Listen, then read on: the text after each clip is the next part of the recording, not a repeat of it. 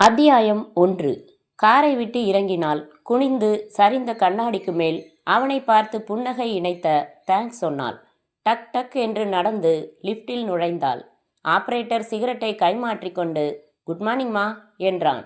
அவன் கையிலிருந்து சிகரெட்டை வாங்கி ஒரு இழுப்பு இழுத்து அவன் முகத்தில் புகையை ஊதி குட் மார்னிங் என்று அவனை விழிப்பிதுங்க வைத்தாள்.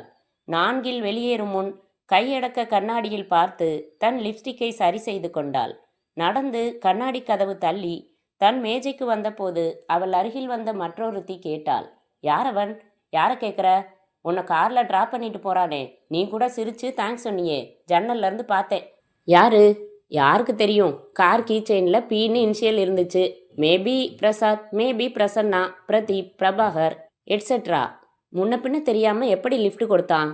முன்ன பின்ன தெரிகிறதால தான் லிஃப்ட் கொடுத்தான் என்று கண்ணடித்தவள் ஒலித்த ஃபோனை எடுத்தாள். யா, அனிதா தான் பேசுகிறேன். ஓ நீயா?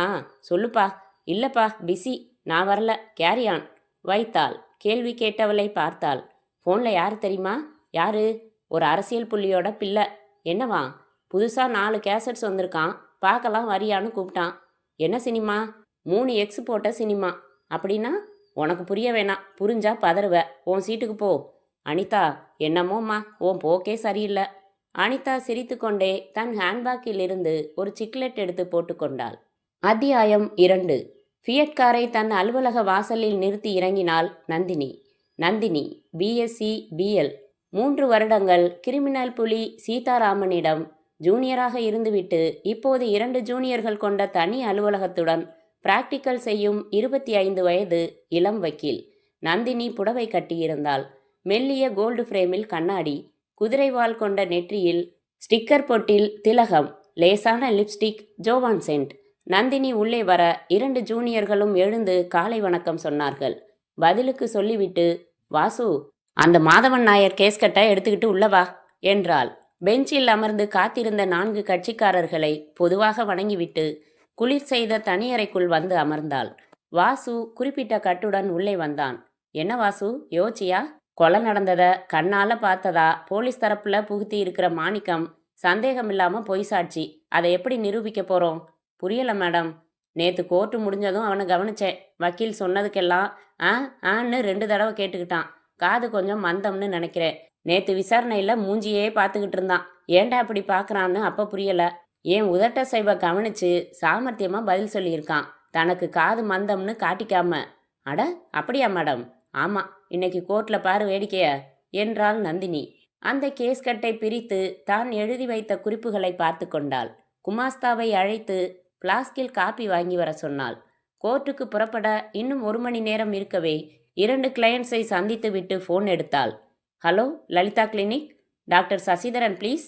வினாடிகளில் சசிதரன் குரல் கொடுக்க, நந்தினி தான் பேசுகிறேன். என்ன நந்தினி, இன்னைக்கு ஈவினிங் நான் ஃப்ரீ. சரி, என்ன சரி? நானும் 40 தடவை கூப்பிட்டுட்டேன், ஏமாத்திக்கிட்டே இருக்கீங்க. இன்னைக்கு நாம் 2 பேரும் சினிமா போகிறோம். நோ, இதெல்லாம் தப்பு நந்தினி. யாரு? உங்கள் அம்மா, என் அத்தை சொன்னாங்களா? சச்ச, பின்ன என்ன? மாமன் மகளோட சினிமா போகிறது எந்த சட்டத்திலும் குற்றமாக கருதப்படுவதில்லை மை டியர் டாக்டர். எனக்கு வேலை இருக்குது நந்தினி. என்ன பிரமாதமான வேலை? எம்எஸ் பண்ண போகிறேன், நிறைய படிக்கணும். சரி, இன்னைக்கு வேணாம், எப்போ போகலாம்னு சொன்னா தான் ஃபோனை வைப்பேன். அடுத்த வாரம். ஓகே, அடுத்த வாரமும் ஏமாத்தினா நான் புதுவிதமாக உங்களை தண்டிச்சிடுவேன். சரி, வைக்கவா? அதென்ன புதுவிதமான தண்டனைன்னு கேளுங்களேன். சொல்லு. உங்கள் கிளினிக்குள்ளே வந்து நர்ஸு, பேஷண்ட்டு எல்லாருக்கும் முன்னாடி உங்களை பூர்த்தி செய்யுங்க பார்க்கலாம். பேஷண்ட்ஸு வெயிட் பண்ணுறாங்க நந்தினி, அப்புறம் பேசலாம். சிரித்து கொண்டே ஃபோனை வைத்தாள் நந்தினி. சரியான கோழையத்தான், அசட்டு அத்தான். கல்யாணம் செய்து கொள்ளப் போகிற மாமன் மகளிடம் எவ்வளவு சீண்டலாக பேசலாம், கொஞ்சலாக பேசலாம். மண்ணில் செய்த பிள்ளையார். சதா தெர்மாமீட்டர், ஸ்டெத்தஸ்கோப், பிளட் ப்ரெஷர். நாக்க நீட்டுங்க, மூச்சை இழுத்து விடுங்க. மோஷன் தினம் போகுதா? தூக்கம் எப்படி இருக்கு? வேறென்ன தெரியும்? தெரிய வைக்க வேண்டும், கற்றுத்தர வேண்டும் ஒவ்வொன்றாக. அத்தியாயம் 3. டாக்டர் சசிதரன் தன் கிளினிக்கில் தன் அறையில் ஒரு ஃபோனுக்காக காத்திருந்தான். அந்த ஃபோன் வருவதற்குள் சசிதரன் சிவப்பு, சசிதரன் உயரம், சசிதரன் அழகன், சசிதரன் இளைஞன். அப்பா டாக்டராக இருந்து இறந்தார். அதனால் பிள்ளையையும் டாக்டருக்கு படிக்க வைத்தாள் அம்மா. படித்தான். அந்த தனியார் கிளினிக்கில் காலையில் 4 மணி நேரம் டியூட்டி, மாலையில் தனது தனி டிஸ்பென்சரியில் பிராக்டிக்கல். வாடகைக்கு இருந்த வீட்டை விலைக்கே வாங்கியாயிற்று. இப்போது சொந்தமாக இடம் வாங்கி அதில் ஒரு பெரிய கிளினிக் கட்ட திட்டம் உள்ளது. நந்தினி தன் மாமன் மகள் என்ற முறையில் உரிமையாக பழகினாலும், அடிக்கடி 2 வீடுகளிலும் இவர்களை முடிச்சு போட்டு பேசினாலும், சசிதரனுக்கு என்னவோ நந்தினி மேல் விருப்பமில்லை. அதே சமயம் வெறுப்பும் இல்லை. நந்தினி அவளாக நெருங்கி பழகி அன்பை கொட்டினாலும் இவனுள் பெரிய அளவில் ரசாயன மாற்றமில்லை. ஆனால் சமீபத்தில் நந்தினியை நாசூக்காக விலக்கிவிட வேண்டும் என்று தீர்மானித்திருப்பதற்கு காரணம், இதோ ஒலிக்கிற போனில் சசிதரன் ஸ்பீக்கிங் என்றவனுக்கு பதிலாக எதிர்முனையில் யுவர் ஹனி ஸ்பீக்கிங் என்று சொல்லும் முதல் அத்தியாய அனிதா. சசி டியர், பிஸியாக இருக்கீங்களா? உன் ஃபோனுக்கு அப்புறம்தான் மற்றதெல்லாம் அனிதா. தினம் ஒரு தடவை உன் குரலை கேட்கலன்னா காற்று போன சைக்கிள் டயர் மாதிரி மனசு தலை தட்டிடுது. Doctor sir, reel reel. சேச்சா இல்லை அனிதா, நிஜம். இன்னைக்கு ஈவினிங் மீட் பண்ணலாமா? ஓஎஸ். எங்கே, எப்போ? நீங்களே சொல்லுங்க. 8 மணி வரைக்கும் என் டிஸ்பென்சரியில் இருப்பேன். அதை முடிச்சுட்டு என் கார்லேயே ஏதாச்சும் ஹோட்டல் போய் டின்னர் சாப்பிட்லாமா? நீங்கள் எது சொன்னாலும் எஸ். எது சொன்னாலும் ஆமாம். மாட்டிக்க போகிற அனிதா. ஐ ப்ராமிஸ், நீங்கள் எது சொன்னாலும் எஸ். ஹோட்டலில் வச்சுக்கிறேன். சின்ன வீட்டை தான் வச்சுக்குவாங்க டாக்டர். நாட்டி. அப்போ 8 மணிக்கு என் டிஸ்பென்சரி வந்துடுறியா? ஷூர். சசிதரன் ஃபோனை வைத்தான். அத்தியாயம் 4. நீதிபதி திரும்பி நந்தினியை பார்த்தார். The defence counsel may continue the cross examination of the witness Manickam. Nandini எழுந்து நன்றி சொல்லி சாட்சி கூண்டை அடைந்தாள். மாணிக்கம் நெற்றியில் சந்தன பொட்டு வைத்து, கழுத்தில் கருப்பு கட்டி, லூசான காட்டன் சட்டை போட்டு, கைகளை கட்டிக்கொண்டு அப்பாவியாய் அசைய போகிற அவள் உதடுகளையே பார்த்தான். மாணிக்கம், ரோட்ல போயிட்டு இருந்தப்போ அந்த பங்களாலேருந்து ஐயோ கொல்றானேன்னு சத்தம் கேட்டு நீ ஓடி போய் பார்த்த, அப்படித்தானே? அதெல்லாம் எனக்கு கணக்கு சொல்ல தெரியாதுங்க. சும்மா ஒரு திட்டமா தூரம் சொல்லேன். இங்கேருந்து அதோ வேப்பமரம் நிற்கிதே, அவ்வளோ தூரம் இருக்குமா? இருக்குங்க. நந்தினி நீதிபதி பக்கம் திரும்பினாள். மைலாட், சாலைக்கும் பங்களாவுக்கும் இடையே உள்ள தூரம் 160 அடி. இது அளக்கப்பட்ட தூரம். இந்த சாட்சி கூண்டிலிருந்து அதே 160 அடி தூரத்தில்தான் அந்த வேப்பமரம் நிற்கிறது. இது காலையில் என் உதவியாளர் அளந்தார். ஒரு சிறிய டெமான்ஸ்ட்ரேஷனுக்கு தாங்கள் அனுமதி அளிக்க வேண்டும். வேப்பமரத்தடியில் நின்று எனது உதவியாளர் உச்ச குரலில் ஒரு வாக்கியம் சொல்லி கத்துவார். அது சாட்சிக்கு கேட்கிறதா என்று பார்க்க வேண்டும். அப்ஜெக்ஷன் யுவர் ஆனர் என்று எழுந்தார் பப்ளிக் ப்ராசிக்யூட்டர். எதிர்க்கட்சி வக்கீல் வாதம் புரிவதை விட்டுவிட்டு செப்படி வித்தை காட்டும் வேலைகளில் இறங்குவதை நான் ஆட்சேபிக்கிறேன். சாட்சியை அவமானப்படுத்தும் காரியம் இது.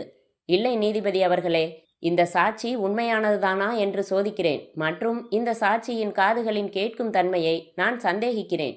நான் கேட்ட டெமான்ஸ்ட்ரேஷன் அனுமதிக்கு முன்பாக இந்த சாட்சியை ஒரே ஒரு கேள்விக்கு கண்களை மூடிக்கொண்டு பதில் சொல்ல சொல்லுங்கள். என் சந்தேகம் நியாயமானது என்பதை உணர்வீர்கள். Objection overrule. Proceed miss Nandini. Nandini Manickam அருகில் வந்தாள். ஒரு நிமிஷம் கண்ணை முடிக்கப்பா என்றாள். அவன் தயங்கிவிட்டு மூடிக்கொண்டான்.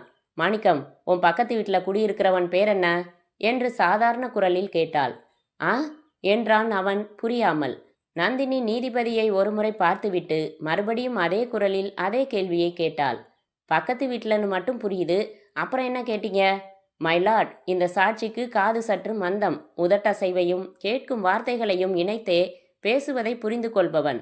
இவனுக்கு 160 அடி தள்ளி நின்று கத்தும் ஒளியும் அப்போது வரும் வார்த்தைகளும் தெளிவாக புரியுமா என்று பார்ப்பதற்காகவே அந்த சோதனை நடத்த விரும்புகிறேன்.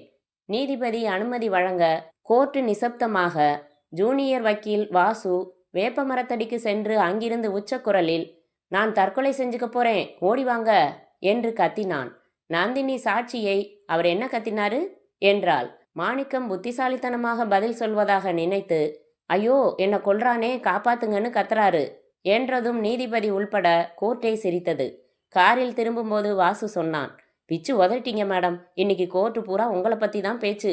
அவனை தன் அலுவலகத்தில் இறக்கி விட்டுவிட்டு, நான் சாப்பிட்டுட்டு வீட்டுக்கு போகிறேன், கட்சிக்காரங்களா இருந்தால் மட்டும் வீட்டுக்கு ஃபோன் பண்ணு என்றாள். தன் வீட்டில் காரை நிறுத்திவிட்டு உள்ளே வந்தாள்.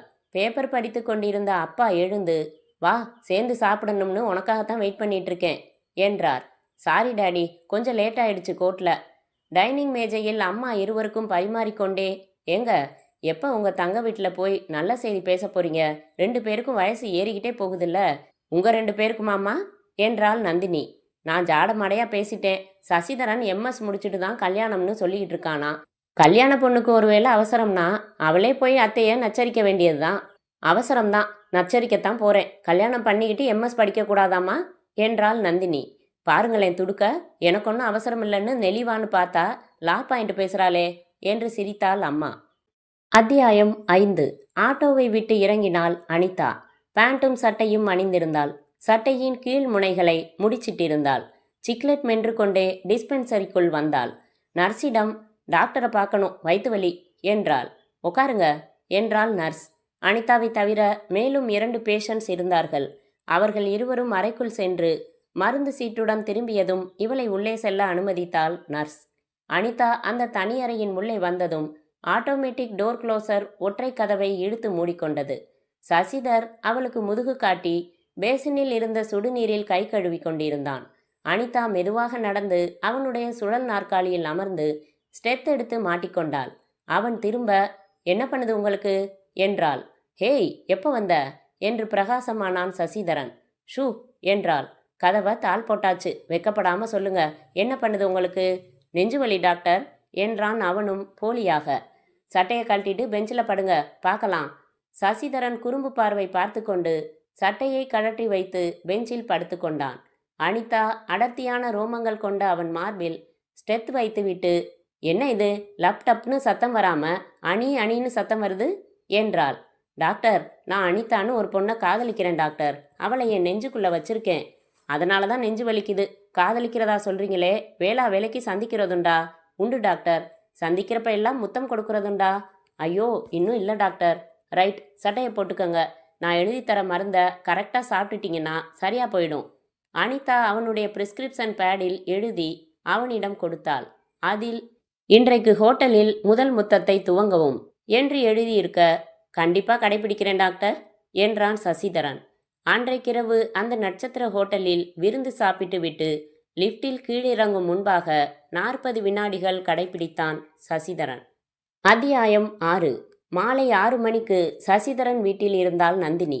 கையில் கோயில் பிரசாதம். அதை சசிதரனின் தாயாரிடம் நீட்ட அவர் விபூதி மட்டும் எடுத்து தன் வெற்று நெற்றியில் பூசிக்கொண்டார். நந்தினி அவர் கால்களில் விழுந்து, என் ஆசீர்வாதம் பண்ணுங்க அத்தை என்றாள். அமோகமா இருமா, எந்திரி, என்ன விசேஷம் இன்னைக்கு? அத்தை, கோயிலுக்கு போயிட்டு வந்திருக்கேன், உங்ககிட்ட ஆசீர்வாதம் கேட்குறேன். புது சேலை கட்டியிருக்கேன். இன்னுமா புரியல? இன்னைக்கு உன் பிறந்த நாள் இல்லை? மறந்துட்டேம்மா நந்தினி. இரு, வீட்டில் என்ன ஸ்வீட் இருக்குன்னு பார்க்குறேன். நகரப்போன அத்தையை கையை பிடித்து இழுத்து நிறுத்தினாள் நந்தினி. எனக்கு ஸ்வீட் வேணாம். ஏண்டி? ஸ்வீட்டான நியூஸ் போதும். என்ன நியூஸ்? அத்தை, நான் வெக்கத்தை விட்டு கேட்கணுமாக்கும். அதெல்லாம் வெக்கப்படாமல் கேட்டுடுவேன். கேளேன். உங்கள் பிள்ளைய எப்போ எனக்கு தாலி கட்ட சொல்ல போறீங்க?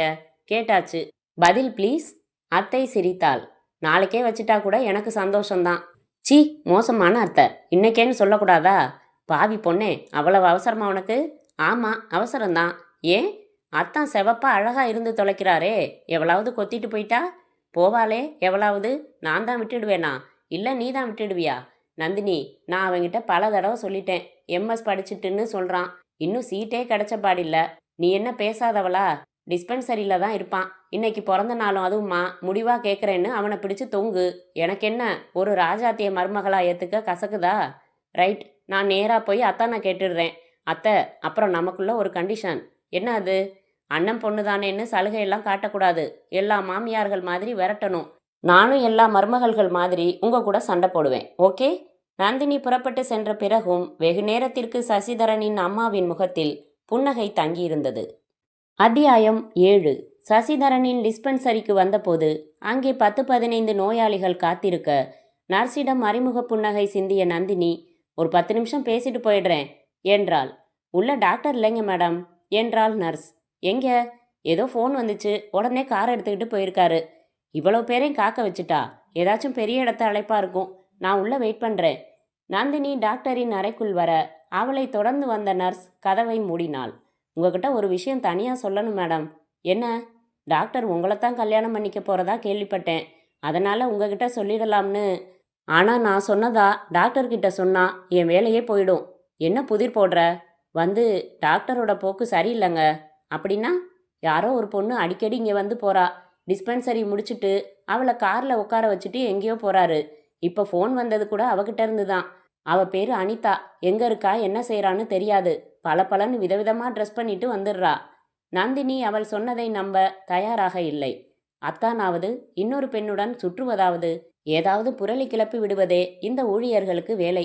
யாராவது முக்கியமான பணக்கார பேஷண்டாக இருக்கலாம். அவளை வீட்டில் ஓரிரு தடவை டிராப் செய்திருக்கலாம்.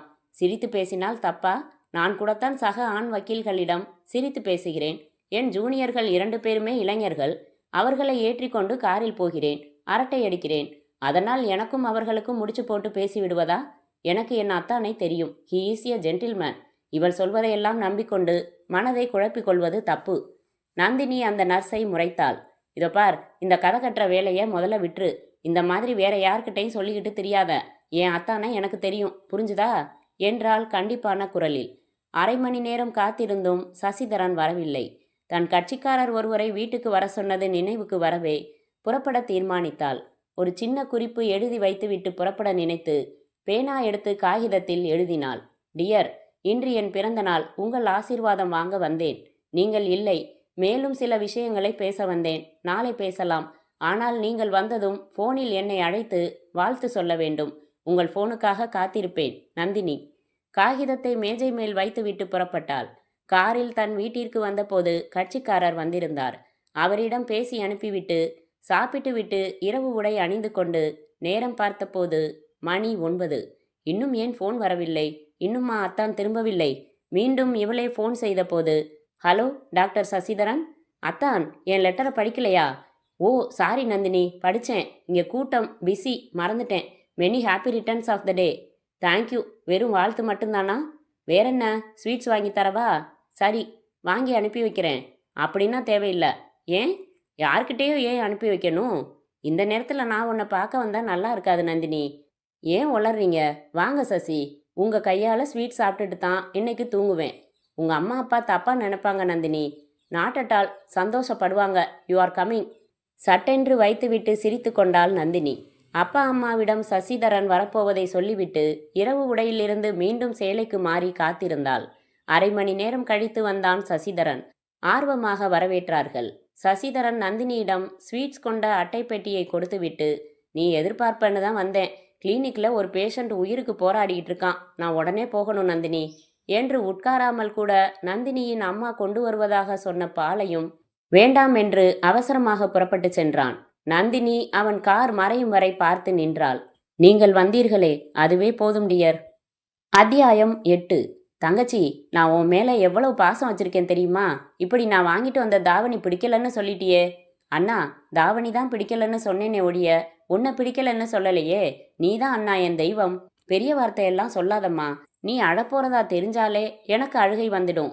70 mm அகலத்திரையில் பாசம் பொங்கி வழிந்து கொண்டிருக்க அமைதியான சூழலில் ஒரு ஆசாமி சத்தமான கவுண்டர் வசனம் சொன்னான்.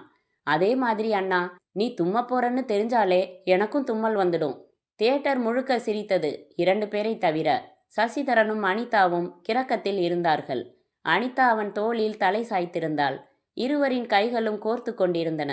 சசிதரன் சற்று இறங்கி சரிந்து அமர்ந்து அவள் கன்னத்தில் தன் கன்னத்தை லேசாக உரசினான். லேசாக திருப்பினான். திடீரென்று இருட்டான காட்சியில் இருந்து திரை வெளிச்சமான பகல் காட்சிக்கு மாற அந்த வெளிச்சத்தில் அவசரமாக முகங்களை விலக்கி கொண்டார்கள். அனி, படம் போர் அடிக்கல என்றான். ஆமா, போர் அடிக்குது என்றாள். போயிடலாமா? எங்க? முதல்ல இங்கேருந்து போயிடலாம். இருவரும் எழுந்து வெளியே வந்தார்கள். சசிதரனின் காரில் அமர்ந்தார்கள். வாட்ச்மேனை கேட் திறக்க சொல்லி வெளியே வந்து சாலையின் ஓரத்தில் காரை நிறுத்தி உள் விளக்கை போட்டு அவளை பார்த்தான். அனிதா மிடி அணிந்திருந்தாள். எங்க போகலாம் சசி என்றாள் அனிதா. அவள் குரலில் அழைப்பு இருந்தது. நீயே சொல்லு. இதுவரைக்கும் என் வீட்டுக்கு வந்ததே இல்லையே. இன்னைக்கு வரீங்களா? தனி அப்பார்ட்மெண்ட், 3வது மாடி. போலாமா? ஏதாச்சும் டிஃபன் செஞ்சு தரேன். ஓகே ஓகே என்றான். காரை செலுத்தி கொண்டே, அனிதா, எப்போ கல்யாணம் செஞ்சுக்கலாம்? இப்பவே என்றாள் அனிதா உரிமையாய் அவன் மேல் சாய்ந்து கொண்டே. என் முறப்பொண்ணு நந்தினின்னு ஒரு லாயர். அவளைத்தான் நான் கல்யாணம் செய்துக்கணும்னு 2 பேர் வீட்லையும் ரொம்ப நாளாக சொல்லிக்கிட்டு இருக்காங்க. அவளுக்கு என் மேலே கொள்ளை பிரியம். அப்புறம் என்ன, கட்டிக்க வேண்டியதானே என்று வெடுக்கென்று விலகி அமர்ந்தாள். நான் சொல்லி முடிக்கிறதுக்கு முன்னாடியே கோச்சுக்கிறியே. அவன் மேலே எனக்கு பாசம் உண்டு. ஆனால் கல்யாணம் செஞ்சுக்கிற மாதிரி ஒரு விருப்பம் ஆரம்பத்திலருந்தே இல்லை. அதுலேயும் நாம் பழக ஆரம்பித்ததும் அவளை கொஞ்சம் கொஞ்சமாக கட் பண்ணிக்கிட்டு வரேன். சரி, என்னை கல்யாணம் செஞ்சுக்குவீங்க தானே? சில்லித்தரமாக கேட்குறியே. நிச்சயமா ஹனி. அனிதா வழி சொல்லி அந்த அப்பார்ட்மெண்ட்ஸ் கட்டிடத்தின் முன்னால் கார் நின்றது. 4 ஃப்ளோர்கள், ஒவ்வொன்றிலும் 4 வீடுகள். லிஃப்ட் இருந்தது. 2 வீடுகளில் மட்டும் ஜன்னல்களில் வெளிச்சம்.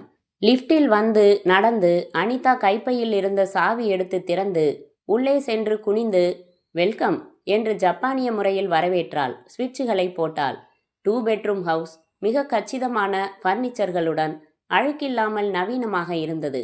உட்காருங்க சசி, முதல்ல நான் ட்ரெஸ் சேஞ்ச் பண்ணிடுறேன், அப்பதான் எனக்கு ஃப்ரீயா இருக்கும். 1 மினிட் ப்ளீஸ் என்று அருகில் இருந்த அறைக்குள் சென்றாள்.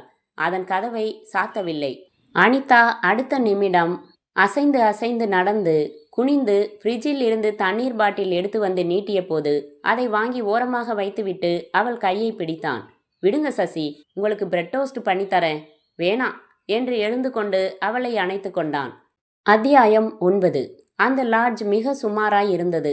8 ரூம்கள். முன் வழியில் பாதியை அடைத்து கொண்டு ஒரு லாட்டரி சீட்டு கடை பின்புறம் கோயில் திட்டி வாசல் போல ஒரு வழியுண்டு. எமர்ஜென்சி காலத்தில் தொழில் பெண்களை அவசரமாக இதன் வழியாக வெளியேற்றிவிட்டு திருநீரு பூசின மேனேஜர், இன்ஸ்பெக்டர், எங்களது லாட்ஜ் டீசன்ட் லாட்ஜ், வேணும்னா சோதனை செஞ்சுக்கலாம் என்று சவால் விடுவார். அதில் அறை எண் 6. உள்ளே அவன் ஜீன்ஸ் பேண்ட், ஜீன்ஸ் சட்டை அணிந்து படுத்திருந்தான். உறங்கிக் கொண்டிருந்தான். கட்டிலுக்கு அடியில் விஸ்கி பாட்டில் குறைந்திருந்தது. மரஸ்டூல் மேல் அசைவ மிச்சங்கள் இலையில் கிடக்க ஈக்கள் மொய்த்து கொண்டிருந்தன. தரை முழுக்க 20க்கும் மேற்பட்ட சிகரெட் துண்டுகள். இரவு 8 மணிக்கு அவன் விழித்தான். எழுந்து அமர்ந்தான். கழற்றி வைத்திருந்த வாட்சில் மணி பார்த்தான். நடந்து அந்த இலையை தகரட்டின் குப்பை தொட்டியில் வீசிவிட்டு வாஷ் பேசினில் முகம் கழுவி கொண்டான். அவன் தலை சீவிக்கொண்டு கொடியில் இருந்த மஃப்ளர் ஒன்றை உருவி கழுத்தில் சுற்றி கொண்டான். சிகரெட் பற்ற வைத்து கொண்டு தலையணைக்கடியில் இருந்த அந்த ரிவால்வர் எடுத்துக்கொண்டான். அதை வயிற்றை இயக்கி பேண்ட்டுக்குள் செருகி கொண்டு சட்டை மேல் ஒரு ஜெர்கின் அணிந்து கொண்டான். அறையை பூட்டி கொண்டான். புறப்பட்டான். அத்தியாயம் 10. கமிஷனர் ஆஃப் போலீஸ் தலைமையில் உயர் அதிகாரிகளின் ரகசிய கூட்டம் நிகழ்ந்து கொண்டிருந்தது காரசாரமாக. ஒரு வாரத்தில் 3 கொலை நடந்திருக்கு. 3 புறநகர் பகுதியில். 3 ஒரே ஸ்டைலில் நடந்திருக்கு. முகமூடி வச்சிருக்காங்க. யாராச்சும் எதிர்த்தா சுட தயங்குறதில்ல. இதுவரை 4 பேரை ஷூட் பண்ணி கொலை செஞ்சிருக்காங்க. ஒரு கூர்க்கா, ஒரு ஆட்டோ டிரைவர், ஒரு வேலைக்காரி, ஒரு வீட்டுக்காரர், இவ்வளவு பேர் கடத்தப்பட்டிருக்காங்க. இதுவரைக்கும் இந்த கோஷ்டியை பற்றி எந்த தகவலும் இல்லை. இன்னும் 2 நாளில் இந்த கோஷ்டியை பிடிக்கலன்னா பொதுமக்களுக்கு நம்ம மேலே உள்ள நம்பிக்கையே போயிடும். என்ன செய்ய போகிறோம்? ஆள் ஆளுக்கு யோசனைகள் சொன்னார்கள், விவாதித்தார்கள். அத்தியாயம் 11. நாளைக்கு தீபாவளி. இன்றைக்கு கடைத்தெருக்களில் கூட்டம் வழிந்தது. மொட்டை மாடிகளில் வெடித்தார்கள். பஸ்கள் பூரண கர்ப்பமாய் இருந்தன. ஒரு ஆட்டோ கூட காலியாய் இல்லை. பட்டாசு கடைகளில் திடீரென்று விலைகள் ஒவ்வொரு மணி நேரத்திற்கும் ஏறிக்கொண்டிருந்தன. நந்தினி டிஸ்பென்சரிக்கு வந்தாள். அதிக கூட்டமில்லை. நர்ஸ் சற்று விரோதத்துடன் புன்னகைத்தாள். உள்ளே இருந்த பேஷண்ட் வெளியே வந்ததும் நுழைந்து, குட் ஈவினிங் டாக்டர் என்றாள். நீயா? வா என்றான் சசிதரன். 2 பேஷண்ட்ஸ் தான் இருக்காங்க, பார்த்து அனுப்பிச்சிடுங்க. 10 நிமிடத்தில் அவர்களை விசாரித்து மருந்தெழுதி கொடுத்துவிட்டு, என்ன நந்தினி என்றான். உங்களை நான் பார்க்க வர்றதுக்கு ஏதாவது காரணம் இருக்கணுமா? இல்லாமல் வரமாட்டியே. நீங்கள் தான் இருந்தாலும் வரமாட்டீங்க. எப்போ வரல? என் பர்த்டேக்கு என் வீட்டுக்கு வர்றதுக்கு எவ்வளவு பிகு. வந்தும் உட்கார கூட இல்லை. அதான் சொன்னேனே, அர்ஜென்ட்டாக வர வேண்டி இருந்துச்சு. அத்தான், நாளைக்கு தீபாவளி, நான் ஃப்ரீ, நீங்களும் ஃப்ரீ. என்ன செய்யலாம் சொல்லுங்க? என்ன செய்யலாம்? கொண்டாடலாம் அவங்க வீட்டில். இந்த கிண்டல் எல்லாம் வேணாம். நாளைக்கு நான் உங்ககிட்ட முக்கியமாக ஒன்று கேட்கணும். ஏன் இப்போ கேளேன். நல்ல விஷயத்த நல்ல நாளில் தான் பேசணும். என்ன நல்ல விஷயம்? தெரியாமல் கேட்டால் பதில் சொல்லலாம், தெரிஞ்சுக்கிட்டே கேட்டால் பதில் சொல்ல முடியாது. சசிதரன் எச்சில் விழுங்கினான். இவள் என் மேல் எவ்வளவு பிரியம் வைத்திருக்கிறாள். ஆனால் நான் அனிதாவை கல்யாணம் செய்து கொள்ளப் போகிறேன் என்று தெரிந்தால் எவ்வளவு வேதனைப்படுவாள். நந்தினி நல்ல அழகுதான், அறிவாளிதான், அன்பானவள்தான். ஆனால் அனிதாவைப் போல அவ்வளவு கவர்ச்சியான தேகம் இல்லை. அனிதா முகத்தில் அழகுக்கான முயற்சிகள் இருந்தாலும் உடம்பு ஒரு வரப்பிரசாதம். சசிதரனின் முகத்திற்கு முன்னால் சொடுக்கினாள். எங்க கவனம்? நாளைக்கு மத்தியான சாப்பாடு எங்கள் வீட்டில். அப்பா அம்மா சொல்ல சொன்னாங்க. வர்றீங்க, வர்றப்போ பேசலாம். நான் புறப்படவா? சரி என்றான். நாளைக்கு வெளிப்படையாக இவளிடம் தனிமையில் சொல்லிவிட வேண்டும், என்னை நம்பாதே என்று. நந்தினி புறப்பட்டு சென்றதும் நர்ஸ் மோகனா உள்ளே வந்து மேஜை மேல் பொருள்களை சரி செய்து டிஸ்பென்சரி மூடுவதற்கு ஏற்பாடுகளில் இறங்கிய போது ஃபோன் ஒலித்தது. சசிதரன் எடுத்தான். Hello, doctor Sasidharan here. Anitha பேசுகிறேன். என்ன அனிதா, நாளைக்கு என்ன ப்ரோக்ராம்? காலையில் வீட்டில் சாமி கும்பிடணும். மத்தியானம் ஒருத்தவங்க வீட்டில் சாப்பாட்டுக்கு ஒத்துக்கிட்டு இருக்கேன். ஈவினிங் ஃப்ரீ தான். வரீங்களா? உன் அப்பார்ட்மெண்ட்டுக்கா? ம், சரி வரேன். சாயங்காலம் 7 மணிக்கு வரேன். வெளியில் எங்கேயாவது போகலாம். வேணாம், வீட்டிலேயே இருக்கலாம், பேசிக்கிட்டு இருக்கலாம். பேசிக்கிட்டு மட்டும்தானா? ஓகே, பார்க்கலாம் என்று வைத்தான். அத்தியாயம் 12. தீபாவளி. அதிகாலையில் இருந்தே நகரம் முழுக்க பட்டாசு சத்தத்தில் அதிர்ந்து கொண்டிருந்தது. சுவாமிக்கு முன் புத்தாடைகள் வைத்து, அவற்றுக்கு குங்குமம் வைத்து, பலகாரங்கள் சாப்பிட்டு, கத்தையான தினசரிகளை புரட்டி சினிமா தியேட்டர்களில் முட்டிக்கொண்டு கோலாகலமாக தீபாவளி நகர்ந்து கொண்டிருக்க, ஒப்புக்கொண்டபடி நந்தினி வீட்டிற்கு வந்தான் சசிதரன். மதிய விருந்து மிகவும் ஸ்பெஷலாக செய்யப்பட்டிருந்தது. அவனுக்கு பிடித்த ஆப்பிள் பாயாசம், பாதாம் கீர், முந்திரி கேக் என்று திகட்ட திகட்ட விருந்து. கை கழுவி வாய் துடைத்து வெற்றிலை போட்டு சசிதரன் மாமாவிடம் பேசிக்கொண்டிருந்து விட்டு பிறகு நந்தினி அழைக்க அவள் அறைக்கு சென்றான். நந்தினி எண்ணெய் தேய்த்து குளித்து பறந்திருந்த தலையை லூசாக பின்னலிட்டு அடர்த்தியான பச்சை நிறத்தில் பட்டு சேலை கட்டியிருந்தாள். இந்த தீபாவளி புடவை நல்லா இருக்கா? பிரமாதமா இருக்கு நந்தினி. ஆனா உனக்கு பச்சை கலர் பிடிக்காதே. உங்களுக்கு ரொம்ப ரொம்ப பிடிக்குமே. அதனால தான் பச்சையில் வாங்கிக்கிட்டேன். அப்புறம் கூப்பிட்ட, வந்துட்டேன். வயிறு முட்டை சாப்பிட்டாச்சு. புறப்படவா? அவன் கண்களை உற்று பார்த்தாள். கேட்டுடட்டுமா என்றாள். என்ன? எப்போ நம்ம கல்யாணம் என்றாள் லேசான வெட்கத்துடன். அது எம்எஸ் முடிச்சுட்டு தான் கல்யாணம். உண்மையை சொல்ல மனம் வரவில்லை. இந்த சூழ்நிலை அதற்கு பொருத்தமாக படவில்லை. இன்னும் சீட்டே கிடைக்கலையே. இந்த வருஷம் வாங்கிடுவேன் நந்தினி. என்னத்தான் இப்படி நழுவுறீங்க? வயசாகலையா? யாருக்கு? 2 பேருக்கும் தான். நந்தினி நீ தயங்கினான். சொல்லிவிடலாமா? சொல்லுங்க. நான் என்ன மறந்துடணும் என்று சொல்ல வாய் வரவில்லை. நான் காத்திருக்கணும் அதானே என்றாள். தலையை அசைத்து வைத்தான். நான் புறப்படுறேன். ஃப்ரெண்ட்ஸை வர சொல்லியிருந்தேன். 1 நிமிஷம் என்ற நந்தினி அவனை நெருங்கி வந்தாள். சட்டென்று அவன் எதிர்பாராமல் அவன் வலது கரம் எடுத்து அதில் தன் இதழை பதித்துவிட்டு போங்க என்றாள் சிரித்து. படவா, அநியாயமா இவள் மனதில் ஆசையை வளர்க்கிறாயே என்று தன்னையே திட்டிக்கொண்டு வெளியே நடந்தான் சசிதரன். அத்தியாயம் 13. மாலை 5 மணிக்கு இன்னும் கொஞ்ச நேரம் உறங்கலாம் என்று புரண்டு கொண்டிருந்த நந்தினியை அம்மா எழுப்பினாள். உன்னை பார்க்க மோகனான்னு ஒருத்தி வந்திருக்கா. மோகனாவா? யார்? எழுந்து புடவையை சரி செய்து கொண்டு ஹாலுக்கு வந்தாள். நந்தினி அம்மா அவளுக்கு முன் வைத்திருந்த பலகாரத்தட்டில் இருந்த ஒரு முறுக்கை எடுத்து கடித்து கொண்டிருந்த மோகனாவை உடனே அடையாளம் புரிந்தது. சசிதரனின் டிஸ்பென்சரியில் வேலை பார்க்கும் நர்ஸ். இவள் ஏன் என்னை தேடி? வாமா என்று அவள் அருகில் சோஃபாவில் அமர்ந்தாள். சற்று தள்ளி ஈசி சேரில் புத்தகம் படித்து கொண்டிருந்த அப்பா நிமிர்ந்து பார்த்தார். அவள் முறுக்கு தின்று தண்ணீர் குடித்து, உங்ககிட்ட தனியா ஒன்று சொல்லணும் என்றாள் சின்ன குரலில். தனியாய் அறைக்குள் வந்ததும், என்ன சொல்லு. அன்னைக்கு நான் டாக்டரையும் அனிதான்னு ஒரு பொண்ணையும் சம்மந்தப்படுத்தி பேசினப்போ நீங்கள் கோவப்பட்டு என்னை திட்டினீங்க. நீங்கள் இன்னும் திட்டினாலும் பரவாயில்லன்னு மறுபடி வந்திருக்கேன். மனசு கேட்கல. நீங்கள் டாக்டரை கட்டிக்க போகிற பொண்ணு. அதனால் எச்சரிக்கையாக இருக்கிறது நல்லது. 2வது, நான் அனாவசியத்துக்கு கோல் மூட்டுறேன்னு நீங்கள் நினச்சது தப்புன்னு உணரணும். சுற்றி வளைக்காம சொல்லு. இதான் அந்த அனிதாவோட அட்ரஸ் என்று ஒரு துண்டு காகிதத்தை கொடுத்தாள். டாக்டர் போஸ்ட் செய்ய கொடுத்த லெட்டர்லேருந்து எடுத்து எழுதிக்கிட்டேன். விசாரித்தேன். அந்த பொண்ணு மட்டும் தனியாக தங்கி இருக்குதான். எங்கேயோ வேலை.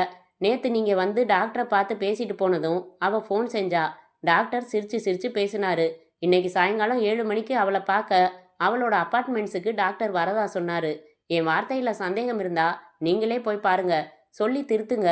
தப்பு பெருசா போறதுக்கு முன்னால சொல்லிடுறது நல்லதுன்னு பட்டதால தேடி சொல்றேன். நான் வரேன். மோகனா புறப்பட்டு சென்றாள். நந்தினி விக்கித்து நின்றாள். என் சசிதரனா?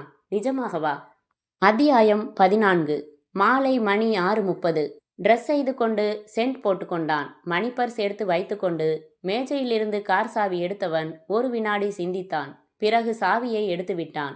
அனிதாவின் வீட்டை விட்டு புறப்பட எப்படியும் 2-3 மணி நேரங்களாகும். அதுவரை கார் அங்கே நின்று கொண்டிருக்க வேண்டாம். பின் கண்ணாடியில் கூட்டல் குறி வேறு ஒட்டப்பட்டிருந்தது. அம்மா, நான் வெளியில போயிட்டு வரேன். சாலையில் நடந்தான். புஸ்வானங்களும் சங்கு சக்கரமும் தெருவே வெளிச்சமாக இருந்தது. சரவெடிகள் வெடித்து சிதறின. பிள்ளைகள் கம்பி மத்தாப்பை 2 கைகளிலும் பிடித்து வட்ட வட்டமாக சுழற்றி கொண்டிருந்தார்கள். சசிதரன் ஒரு ஆட்டோ அமர்த்தி கொண்டான். 15 நிமிடங்களில் அனிதாவின் அபார்ட்மெண்ட்ஸ் லிஃப்டில் மேலே அவளின் கதவின் அழைப்பு மணியை அழுத்தினான். கதவு திறந்த அனிதா அவன் உள்ளே வந்ததும் ஹாப்பி தீபாவளி என்றாள். இவனும் சொன்னான். என்ன அதிசயமா சேல என்றான். தீபாவளிக்கு மட்டும் ஸ்பெஷல் என்றாள். உள்ளே சென்று திரும்பினாள். கடையில் வாங்கின ஸ்வீட்ஸ் தான். இதுதான் உங்க தீபாவளி ட்ரெஸ்ஸா? ஆமா என்று அமர்ந்தான். அவளும் அமரப்போக, இங்கே உட்காரு என்று தன் மடியை காட்டினான். அவன் மடியில் அமர்ந்த அனிதாவை அணைத்து முத்தமிட்டான். வேணா சசி, அன்னைக்கு மாதிரி பெரிய தப்புல கொண்டு போய் விட்டுடும். சோவாட், கல்யாணம் பண்ணிக்க போறோமே, அதுக்காக இது தப்பில்லையா? நம்ம பண்பாட்டுக்கு தப்பு தான் என்று அவள் உதடுகளை நிமிண்டினான். ஒரு தப்ப ஒரு தடவையோட நிறுத்திக்க கூடாது அனிதா. அது சரி, அந்த ஒரே தப்பையே பார்க்க பார்க்க மனசுக்கு சங்கடமா இருக்கு. என்ன சொல்ற? அனிதா அவனிடம் இருந்து விடுபட்டு கம் வித் மீ என்று தன் படுக்கை அறைக்குள் அழைத்து சென்று கட்டிலில் அமர வைத்தாள். எதிரே இருந்த டிவி டெக் நோக்கி சென்றாள். Sasi dear, like to see என்று இரண்டையும் ஆன் செய்ய கட்டிலில் அனிதாவும் சசிதரனும். ஏய், என்ன இதெல்லாம்? மன்மத லீலை டியர், நான் தான் அன்னைக்கு ரகசியமா ஏற்பாடு செஞ்சு எடுத்தேன். இது ஒரு சுவாரஸ்யம் இல்ல? நான்சென்ஸ் என்று கத்தினான். முதல்ல அதான என்றான். அணைத்தாள். என்ன விளையாட்டு இதெல்லாம்? கட்டில் விளையாட்டு. அறிவு இருக்கா உனக்கு? இதை போய் ஏன் ரெக்கார்ட் செஞ்ச? தெரியல, நிஜமா தெரியல என்று சிரித்தாள். அவள் சிரிப்பில் இப்போது காதல் இல்லை. ஒரு திமிர், மமதை, அலட்சியம், அதிகாரம் எல்லாம் கலந்து கட்டியிருந்தது. சசிதரனுக்கு திடீரென்று அவளின் சுயரூபம் புரிந்தது போல் இருந்தது. கடவுளே, இவள் நல்ல பெண் இல்லையா? மோசமானவளா? என்மேல் காதல் என்று உருகினதெல்லாம் நாடகமா? என்னை இங்கே வீழ்த்தினது சாகசமா? சூழ்ச்சியா? ஏன் ஏன்? அனிதா என்றான். என்ன கேட்பது என்றே தெரியவில்லை. சசிடியர், இப்போ இந்த கேசட்டை பிரிண்ட் எடுத்து நல்ல விலைக்கு விற்கலாம், தெரியுமா? அனிதா, நீ இவ்வளவு மோசமானவளா? ச, ஏன் அப்படி சொல்றீங்க? கல்லாராசனை கொண்டவள்னு சொல்லக்கூடாதா? பாவி, இதுக்காகத்தான் உருகி உருகி நடிச்சியா? உரசி உரசி என்ன உசுப்பேத்தினியா? எஸ், மரியாதையா அந்த கேசட்டை கொடுத்துடு. தாராளமா. இதான் மாஸ்டர் கேசட். இன்னும் ஒரு பிரிண்ட் கூட போடல. வேணும்னா விலைக்கு தரேன் டாக்டர். அதிகம் இல்ல, ஜஸ்ட் 2 லட்சம். பிளாக்மெயில் பண்றியா என்ன? ஆமா. சசிதரனுக்கு சுறுசுறுவென்று கோபம் உச்சத்திற்கு போனது. வேகமாக டெக்கை அணுகி அதன் கேசட்டை வெளியில் எடுக்க முயல. வெயிட் என்றால் கட்டிலில் புரண்டு நிமிர்ந்து அவள். திரும்பி பார்த்தான். அவள் கையில் ரிவால்வர். என்ன டாக்டர், இவ்வளவு பொறுமையா திட்டம் போட்டு உங்களை மடக்கி போட்டு படம் தயாரிச்சிருக்கேன். இப்படி வெடுக்குன்னு எடுத்துட்டு போக விட்டுடுவேனா? நான் ரொம்ப பொல்லாதவ டாக்டர். தனி ஆளுதான், ஆனா தைரியமானவ. இது நிஜமான துப்பாக்கி. சந்தேகமா இருந்தா காலில் சுட்டு காமிக்கட்டுமா? நோ நோ என்றான். இப்படி வாயா டாக்டரு என்று அவனை நகர வைத்தாள். துப்பாக்கியால் அவன் நெஞ்சுக்கு குறி வைத்தாள். உன்னை சுட்டு பொசுக்கிட தைரியம் எனக்கு இருக்கு. ஆனா அதனால எனக்கு பலன் இல்லை. நீ போகலாம். உனக்கு 24 மணி நேரம் டைம் தரேன். 2 லட்சத்தோட வா, வாங்கிக்கோ. போலீஸுக்கு போறதா இருந்தா 100 தடவை யோசி. யாருக்கு கேவலம்னு.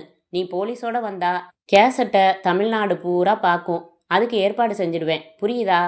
வெளியே எங்கோ அருகில் டமால் என்று ஒரு பெரிய வெடி திடீரென்று வெடித்ததில் அவள் கவனம் சற்றே கலைந்தபோது சட்டென்று துப்பாக்கியுடன் சேர்ந்து அவள் கையை பாய்ந்து பிடித்து சசிதரன் உடனே முரட்டுத்தனமாக அவள் கையை பின்புறம் மடக்க அவள் தன் பிடியை தளரவிட நழுவின ரிவால்வரை லாவகமாக பிடித்து கொண்டே சசிதரன் அவளை பிடித்து மூர்க்கமாக கீழே தள்ளினான்.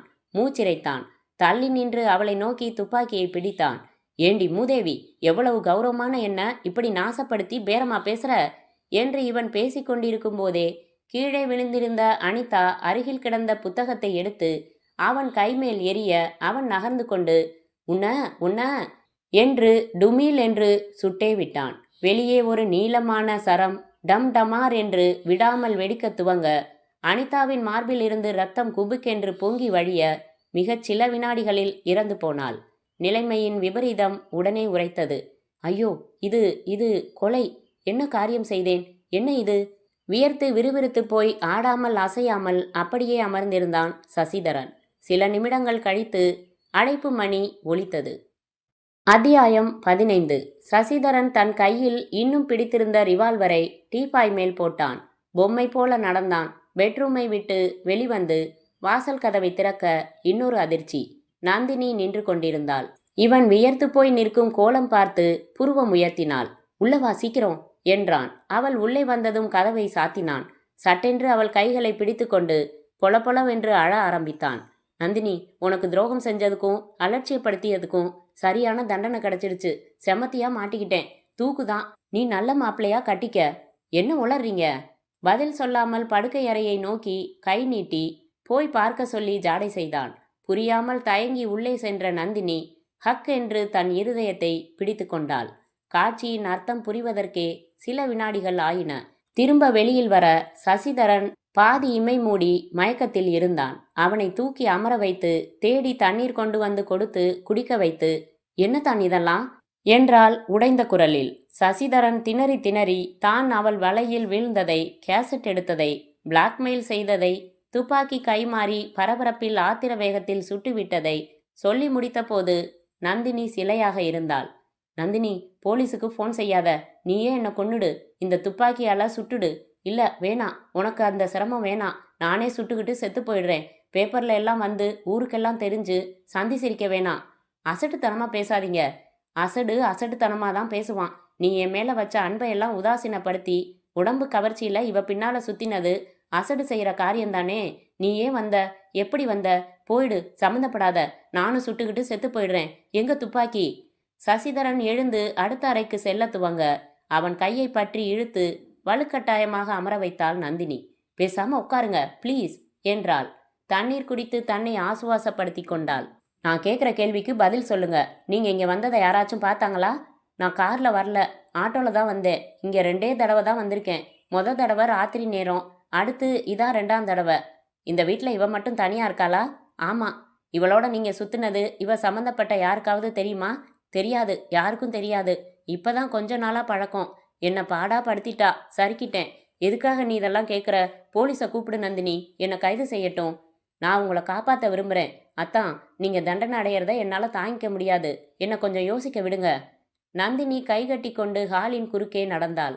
நேரம் பார்த்தாள், யோசித்தாள். அடுத்த அறைக்கு சென்று செத்து கிடக்கும் அனிதாவை பார்த்தாள். அவளின் மேஜையின் டிராயர்களில் ஆராய்ந்தாள்.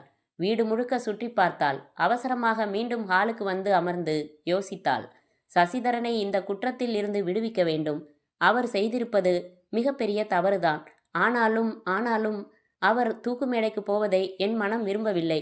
ஒரு கழிசடையான பெண்ணைத்தானே ஆத்திரத்தில் தீர்த்திருக்கிறார். சட்டப்படி குற்றம்தான். ஆனாலும் ஒரு வக்கீல் உண்மையை மறைக்கக்கூடாதுதான். ஆனாலும் எனக்கு துரோகம் செய்தாயல்லவா, அனுபவி என்று விட்டுவிட்டு போய்விடலாம். ஆனாலும் மனசு தவிக்கிறதே. முறையாக இப்போது போலீஸில் தெரிவிப்பதுதான் என் கடமை. ஆனாலும் எத்தனை கிரிமினல் வழக்குகளை சந்தித்தாயிற்று.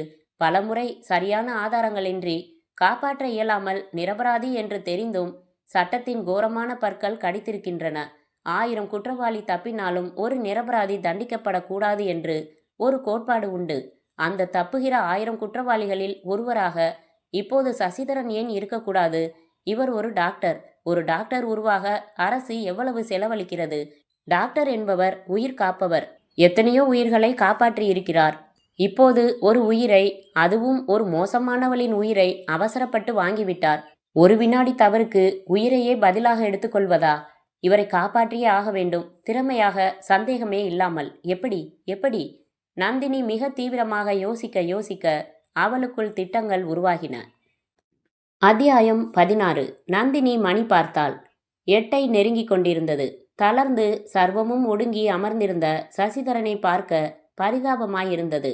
அத்தான், நான் சொல்றபடியெல்லாம் ஒத்துழைச்சா உங்களை இந்த இக்கட்டிலிருந்து விடுவிச்சிட முடியும்னு நினைக்கிறேன். சசிதரனின் முகத்தில் லேசான உற்சாகம் தொற்றியது. என்ன சொல்லு? இவளை கொன்னது நீங்க இல்ல, ஒரு திருடன். திருடனா? ஆமா. இப்ப சமீப காலமா எல்லா ஏரியாவிலையும் முகமுடி திருடர்கள் நடமாட்டம் அதிகமாகியிருக்கு. அதுலயும் இப்ப லேட்டஸ்டா உள்ள குரூப் நவீன துப்பாக்கிகள் வச்சிருக்குது. யாரையும் ஷூட் பண்ண தயங்குறதில்ல. அந்த மாதிரி ஒரு செட்டப் இங்க நாம செய்ய போறோம். இந்த நேரத்துல நீங்க வேற ஒரு இடத்துல இருந்ததா அலிப்பை செட்டப் செய்ய போறோம். அவளை பிரமிப்புடன் பார்த்து எப்படி என்றான். நீங்க அமைதியா பார்த்துக்கிட்டே இருங்க என்ற நந்தினி படுக்கை அறைக்குள் நடந்தாள். நேராக அனிதாவின் உடல் அருகில் சென்றாள். குந்தி அமர்ந்து அவள் கையில் அணிந்திருந்த வளையல்களை, செயின், தோடுகள் இவற்றை பொறுமையாக கலற்றி சேகரித்தாள். பிறகு கர்ச்சீப் போட்டு பீரோ சாவியை தலையணை கடியில் இருந்து எடுத்து திறந்து உள்ளே இருந்த பொருள்களை அவசரமாக கீழே போட்டாள். இழுத்து போட்டாள். உடைகளை களைத்து கீழே போட்டாள். பீரோவுக்குள் இருந்த மற்றொரு சேஃப் வாலெட்டை திறந்து 2 நகைப்பெட்டிகள் இருந்ததை பார்த்து எடுத்து திறந்து உள்ளிருந்த நகைகளை எடுத்துக்கொண்டாள். பணம், பேங்க் பாஸ் புத்தகங்கள் இருந்தன. பணத்தை மட்டும் எடுத்துக்கொண்டாள். அப்படியே திறந்தபடியே போட்டுவிட்டு அந்த டீஃபாய் மேல் இருந்த துப்பாக்கியை எடுத்துக்கொண்டாள். எல்லாவற்றையும் தன் கைப்பையில் போட்டுக்கொண்டாள். அவனிடம் வந்தாள். இங்க நீங்க எதை தொட்டீங்க? அவன் காட்டிய இடமெல்லாம் கைக்குட்டையால் துடைத்தாள். அந்த கேசட்டை எடுத்துக்கங்க. கையில் கர்ச்சீப் சுற்றி வீடியோவை ஆப்ரேட் பண்ணுங்க. அதே போல செய்து அந்த கேசட்டை வெளியில் எடுத்துக்கொண்டான் சசிதரன். வாங்கி தன் கைப்பைக்குள் வைத்து கொண்டாள். இத்தனை நாள் பழகினதுல அவளுக்கு நீங்கள் ஏதாச்சும் ப்ரெசன்ட் செஞ்சுருக்கீங்களா? ஒரே ஒரு மேக்கப் செட், அதில் உங்கள் பேர் இருக்குமா? இருக்காது. விடுங்க. 2 பேரும் சேர்ந்து ஃபோட்டோ எடுத்துக்கிட்டீங்களா? இல்லை. நல்லா யோசிச்சு சொல்லுங்க. வந்து அனிதா கிட்ட ஒரு சின்ன பாக்கெட் டைரி உண்டு. அதில் என் வீட்டு கிளினிக் ஃபோன் நம்பர்கள் குறித்து வச்சிருக்கிறத பார்த்துருக்கேன். அவள் டிராயரில் அந்த குட்டி டைரி பார்த்த மாதிரி நினைவு. இருங்க. நந்தினி மேஜை டிராயரை திறந்தாள். அந்த குட்டி டைரி இருந்தது. கூடவே மற்றொரு பெரிய டைரியும் இருந்தது. அதை எடுத்து புரட்ட நிறைய பக்கங்கள் வெள்ளையாக இருந்தன. சில பக்கங்களில் ஏதோ எழுதியிருந்தாள். 2 டைரிகளையும் எடுத்துக்கொண்டாள் நந்தினி. வாங்க போலாம் என்றாள் நந்தினி. வெயிட், இங்கிருந்து நாம வெளியேறி போறத யாரும் பாத்திரக்கூடாது. நந்தினி அபார்ட்மெண்ட்டின் வாசல் கதவை லேசாக திறந்து எட்டி பார்க்க அந்த ஃப்ளோரில் யார் நடமாட்டமும் இல்லை. வராந்தாவில் ஒரு டியூப்லைட் இமைத்து கொண்டே இருந்தது. சட்டுன்னு வாங்க. காலிங் பெல் சுவிட்சிலும் துடைத்துவிட்டு இருவரும் விருட்டென்று வெளியேறி கதவை சாத்திவிட்டு நகர்ந்தார்கள். மாடிப்படிகளில் இறங்கினார்கள். காலனி மொத்தமும் கீழே கூடி பட்டாசு வெடித்து சந்தோஷித்து கொண்டிருக்க இவர்கள் நழுவி நடந்ததை எவரும் கவனிக்கவில்லை. இன்னைக்கு தீபாவளிங்கிறது ஒரு பெரிய அட்வான்டேஜ். நீங்கள் சுட்ட சத்தத்தை பட்டாசு சத்தமாக நினச்சி யாரும் சந்தேகப்படாமல் விட்டுட்டாங்க. சீக்கிரம் நடங்க. எங்கே போகிறோம்? என் காரை தூரமாக நிறுத்திட்டு வேவு பார்க்க வந்தேன். நர்ஸு மோகனா வந்து நீங்கள் இங்கே இருப்பீங்கன்னு தகவல் சொன்னான். நேற்று ஃபோனில் அனிதா கூட இவளை பக்கத்தில் வச்சுக்கிட்டு பேசுனீங்களா? ஐயோ ஆமாம். பார்ப்போம், மோகனாவை சரி கட்டிடலாம் அவசியப்பட்டா. சாலையின் ஓரத்தில் நிறுத்தி இருந்த காரை அடைந்ததும் இந்தாங்க நீங்கள் ஓட்டுங்க என்று சாவி கொடுத்தாள். சசிதரன் டிரைவிங் சீட்டில் அமர்ந்தான்.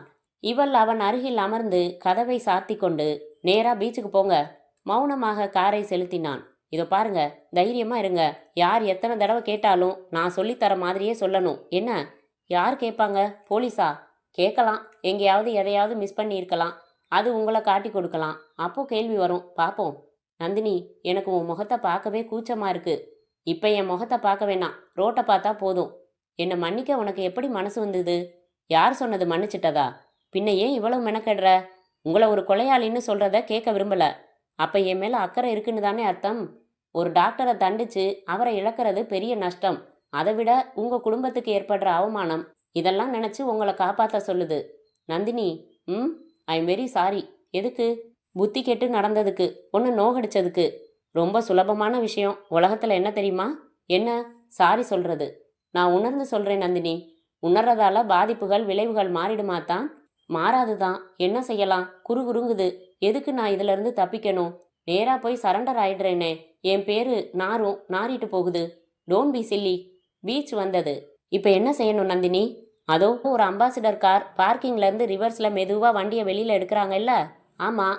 நேராக போய் அந்த வண்டியை பின்பக்கம் லேசாக மோதி நிறுத்துங்க. அந்த ஆள் சண்டைக்கு வருவான். நாமும் சண்டை பிடிக்கணும். போலீஸ் தலையிடுற அளவுக்கு சண்டை பிடிக்கணும். புரிஞ்சுதா? ஏன் அப்படி? காரணத்தோட தான் சொல்கிறேன். போய் மோதுங்க. நம்ம வண்டி டேமேஜ் ஆனாலும் பரவாயில்ல. நந்தினி சொன்னபடி அந்த அம்பாசிடர் காரை குறிவைத்து ஓட்டி பிறகு வேகம் குறைத்து ஆனாலும் அந்த காரின் மேல் நச்சென்று மோதி நிறுத்தினதில் டம் என்று பெரிய சத்தமாக கேட்டது. அந்த அம்பாசிடர் ஓட்டி வந்தது ஒரு நடுத்தர வயதுக்காரர். ஆனால் துடிப்பான மீசை. பின்னால் வண்டி மோதியதும் ஆத்திரமாக கீழே இறங்கி பின்புறம் வந்து பார்த்தார். சசிதரனும் நந்தினியும் இறங்கி நிற்க, ஏய்யா, அறிவு இருக்கா அவனுக்கு? முட்டாள்தனமா வண்டி ஓட்டுறிய என்று கத்த துவங்க, யோ வாய மூடு. பின்னாடி வண்டி வருதான்னு பார்த்து ரிவர்ஸ் எடுக்க வேணாமா? முட்டாளே. யார் முட்டாள்? இண்டிகேட்டர் போட்டு ஹாரன் அடிச்சு தான் நான் ரிவர்ஸ் எடுத்தேன். தண்ணி போட்டிருக்கியா? சசிதரன் அவர் சட்டையை கொத்தாக பிடித்தான். அந்த சண்டை கொஞ்சம் கொஞ்சமாக கூட்டம் சேர்த்தது. கடந்து போன ஒரு டிராஃபிக் சார்ஜென்ட் தன் பைக்கை திருப்பி கொண்டு வந்து நிறுத்தி, விலகுங்க, என்ன இங்கே கலாட்டா என்றார். அத்தியாயம் 17. ராத்திரி 9 மணி. அனிதாவின் அபார்ட்மெண்ட்ஸ் கட்டிடத்தின் கிரவுண்ட் ஃப்ளோரில் இருந்த வீட்டில் நித்யா சமையல் பாத்திரங்களை தேய்க்க போட்டுக்கொண்டே தன் மகளை அழைத்தாள். என்னம்மா, பெரிய சைஸ் ஓவல் எவர் சில்வர் தட்டி எங்கே காணோம்? நீ தானம்மா அதில் தீபாவளி பலகாரம் வச்சு காலையில் மாடியில் அந்த அனிதா வீட்டில் கொடுத்துட்டு வர சொன்ன. திரும்ப தட்டு வாங்கிட்டு வரலையா நீ? இல்லை, நீ போ, அப்புறமா தட்டை கொண்டாந்து தரேன்னு சொன்னாங்க, வந்துட்டேன். சொன்னபடி கொண்டாந்து தர வேண்டியது தானே, இன்னும் கொடுக்கல பாரு. போ, வாங்கிட்டு வா. போம்மா, எனக்கு அலுப்பாக இருக்குது. நாளைக்கு அவங்களே கொண்டாந்து கொடுத்துடுவாங்க. மகள் ஓடிப்போனாள். நித்யா வேலைகளை முடித்து கொண்டு டிவி பார்த்து கொண்டிருந்த தன் கணவனிடம் சொல்லிவிட்டு அவளே மாடிக்கு புறப்பட்டாள். லிஃப்ட் உபயோகித்து வந்து அனிதா வீட்டு காலிங் பெல்லை அழுத்தினாள். காத்திருந்தாள். மீண்டும் அழுத்தினாள். பதிலில்லை. அனிதா என்று கதவை தட்டினாள். கைப்பிடியில் கை வைத்து அழுத்தி பார்க்க கதவு திறந்து கொண்டது. உள்ளே வந்து அனிதா என்றாள். எங்கே இருக்கீங்க? குளிக்கிறீங்களா? பதில் இல்லை. என்னடி இது? கதவை திறந்து போட்டுவிட்டு எங்கே போனாள்? படுக்கை அறையின் கதவு திறந்திருக்க எட்டி பார்த்து பீரோ திறந்து ஒரே கலேபரமாக இருப்பதை பார்த்து குழம்பி திரும்பி இரத்த வெள்ளத்தில் கிடந்த அனிதாவை பார்த்து அலறினாள். அத்தியாயம் 18. 9:30க்கு போலீஸ் ஸ்தலத்தில் இருந்தது. இன்ஸ்பெக்டர் மணிமாறன் இளமையாய் இருந்தார். சப் இன்ஸ்பெக்டர் பாஸ்கரனின் காதோரங்கள் நரைத்திருந்தன. முன்னவர் ஐபிஎஸ் படித்து ரெக்ரூட்மெண்ட், பின்னவர் கான்ஸ்டபிளில் வாழ்க்கையை துவங்கி ப்ரொமோஷனில் இப்போது எஸ்ஐ. முன்னவர் புத்தகம் படித்து நவீன நுட்பங்கள் கருவிகள் என்று பக்காவாய் அறிந்த அதிகாரி. பின்னவர் இதெல்லாம் படிக்காமல் அனுபவத்தை பெரிய சொத்தாக வைத்து கொண்டிருப்பவர். மணிமாறன், பாஸ்கரன் இருவரும் அந்த படுக்கை அறையை, வீட்டின் மற்ற பகுதிகளை சுற்றி பார்த்த பிறகு, என்ன எஸ்ஐ சார் நினைக்கிறீங்க என்றார் மணிமாறன். தெப்டு இப்பதான் சுலபமா டுப்பு டுப்புன்னு சுட்டுட்டு கொள்ளை அடிக்கிறானுவலே தம்பி. மணி என்ன எஸ்ஐ சார்? என்ன என்று கண்களை குறுக்கி பார்த்து, 9:45. எத்தனை மணிக்கு குத்தம் நடந்திருக்கணும்? கை காலு விரைச்சிருக்க ஆரம்பிச்சிடுச்சுங்களே தம்பி. ரத்தம் கூட கெட்டிச்சிடுச்சுங்களே. 2 மணி நேரத்துக்கு முன்னால நடந்திருக்கலாம். இருக்கலாம். 7:30 மணிக்கா கொள்ளை அடிப்பாங்க? கொள்ளை அடிக்கன்னு ஒர்க்கிங் ஹவர்ஸ் இருக்குதுங்களா தம்பி? ஏமாந்தவளோ பூந்துட வேண்டியதுதானே. மணிமாறன் வீட்டின் முன்ஹாலில் டீபாயை பார்த்தார். அதில் 2 பிளாஸ்டிக் தட்டுகளில் பலகாரங்கள் இருந்தன. கவனிச்சிங்களா என்று சுட்டி காட்டினார். தீபாவளி பலகாரம் தம்பி. அதில்ல 2 தட்டுக்கள். என்ன அர்த்தம்? யாரோ 2 பேர் வந்திருக்கணும். இதில் சாப்பிட்ட மாதிரியே தெரியலையே சார். ஸ்வீட்டு முழுசாக இருக்குது, முறுக்கு முழுசாக இருக்குது, மிக்சர் கலையாமல் இருக்குது. வந்தவங்க சாப்பிடல போலிருக்கே. சில பேர் நாசூக்கா பேருக்கு கூட தொடாமல் போயிடுவாங்க. ஆக யாரோ 2 பேர் வந்துட்டு போயிருக்கணும் சமீபத்தில். அவங்க யாருன்னு தெரிஞ்சுக்கணும். இந்த கொலை திருடன் செஞ்சதுன்னா அந்த திருடன் அவங்க வந்துட்டு போனதுக்கு அப்புறம் தான் வந்திருக்கணும். வெளியில் வராந்தாவில் விசாரணைக்காக பக்கத்து கீழ் மேல் வீடுகளில் இருந்து நபர்கள் திரட்டப்பட்டிருந்தார்கள். மணிமாறன் அவர்களை அடைந்து பொதுவாக, உங்கள யாராவது துப்பாக்கி வெடிச்ச சத்தம் கேட்டீங்களா என்றார். விடாம பட்டாசு கொளுத்திக்கிட்டு இருக்காங்க. ஒருவேளை கேட்டிருந்தாலும் துப்பாக்கி சத்தம்னு புரிஞ்சிருக்காது சார் என்றார் ஒருவர். இந்த பொண்ணு வீட்டுக்குள்ள இருந்து சந்தேகத்துக்கிடமா யாராச்சும் வெளியேறினதை பாத்தீங்களா? 7 மணிலிருந்து 8க்குள்ள. மௌனம் நிலவியது. சரி, இவங்க வீட்டுக்கு யாராவது வந்ததை பாத்தீங்களா? யாரும் பார்த்ததாக சொல்லவில்லை. இந்த பொண்ணு பேர் என்ன? இந்த வீட்டுல யார் யார் இருக்காங்க? இவ பேர் அனிதா சார். ஒரு பிரைவேட் கம்பெனில வேலை பார்க்கறா. ரொம்ப சகஜமா எல்லார்கிட்டையும் பேசுவா. அவ மட்டும்தான் இங்க குடியிருக்கா. பலவிதமான கார்கள்ல அவளை பார்த்துருக்கோம். கேரக்டர் அவ்வளவு சுத்தம்னு சொல்ல முடியாது.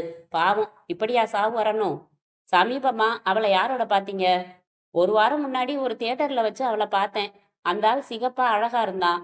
நேர் பின் சீட்ல நான் உட்கார்ந்துருந்தேன். 2 பேரும் படத்தையே பார்க்கல. குசு குசுன்னு பேசிக்கிட்டு கொஞ்சிக்கிட்டு அப்புறம் பாதியில எழுந்து போயிட்டாங்க.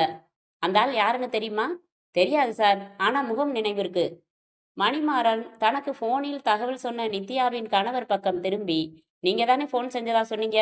ஆமா சார், பலகாரம் கொடுத்த தட்டை வாங்கிட்டு வரேன்னு என் ஒய்ஃபு மாடிக்கு போனவ பேயறைஞ்ச மாதிரி இறங்கி வந்து பதறி சொன்னான்.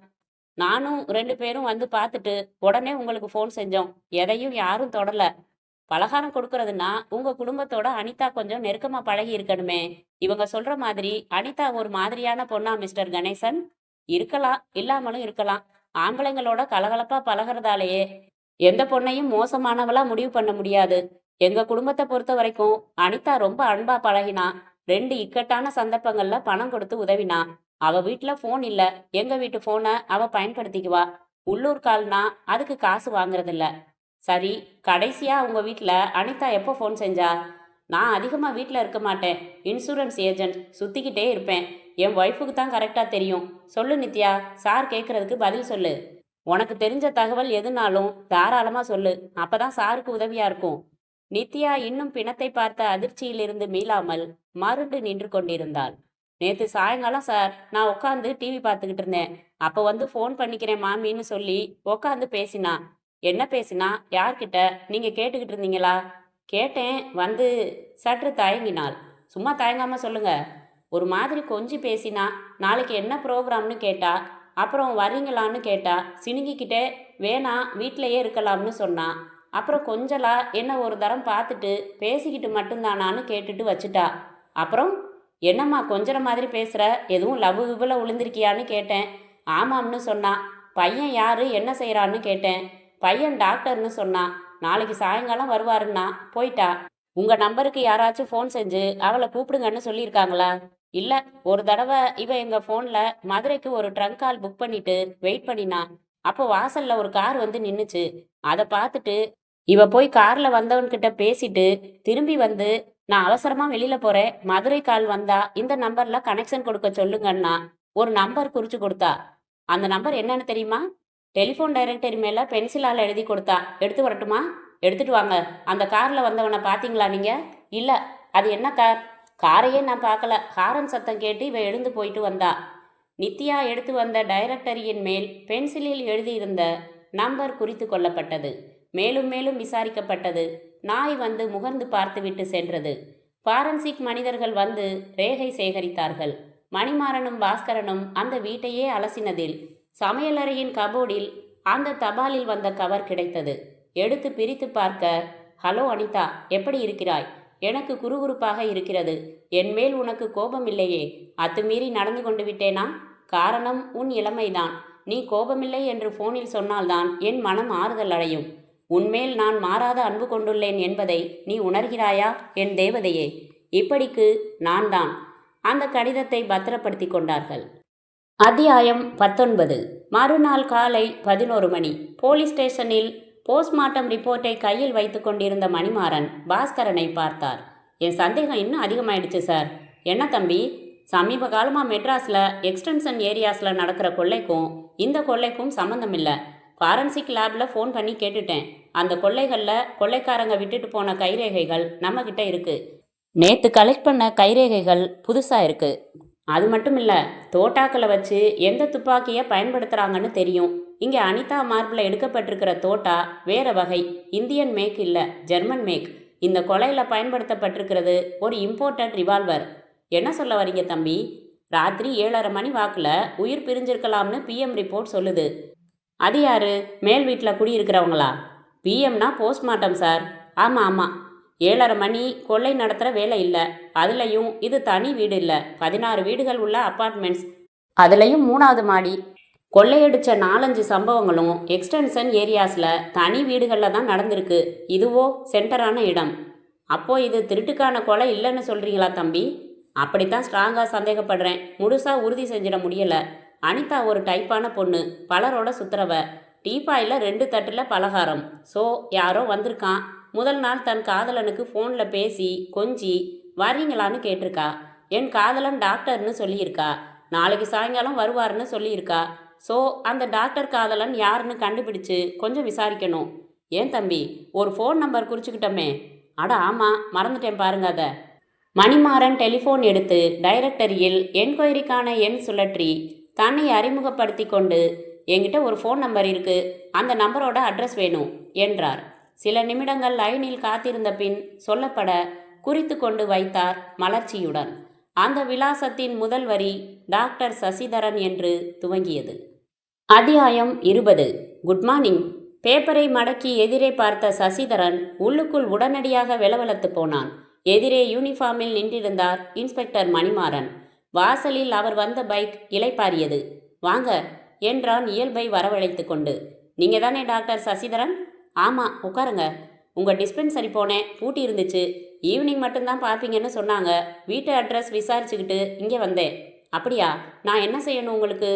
சும்மா ஒரு என்கொயரி. உங்களுக்கு அனிதாங்கிற பொண்ணை தெரியுமா?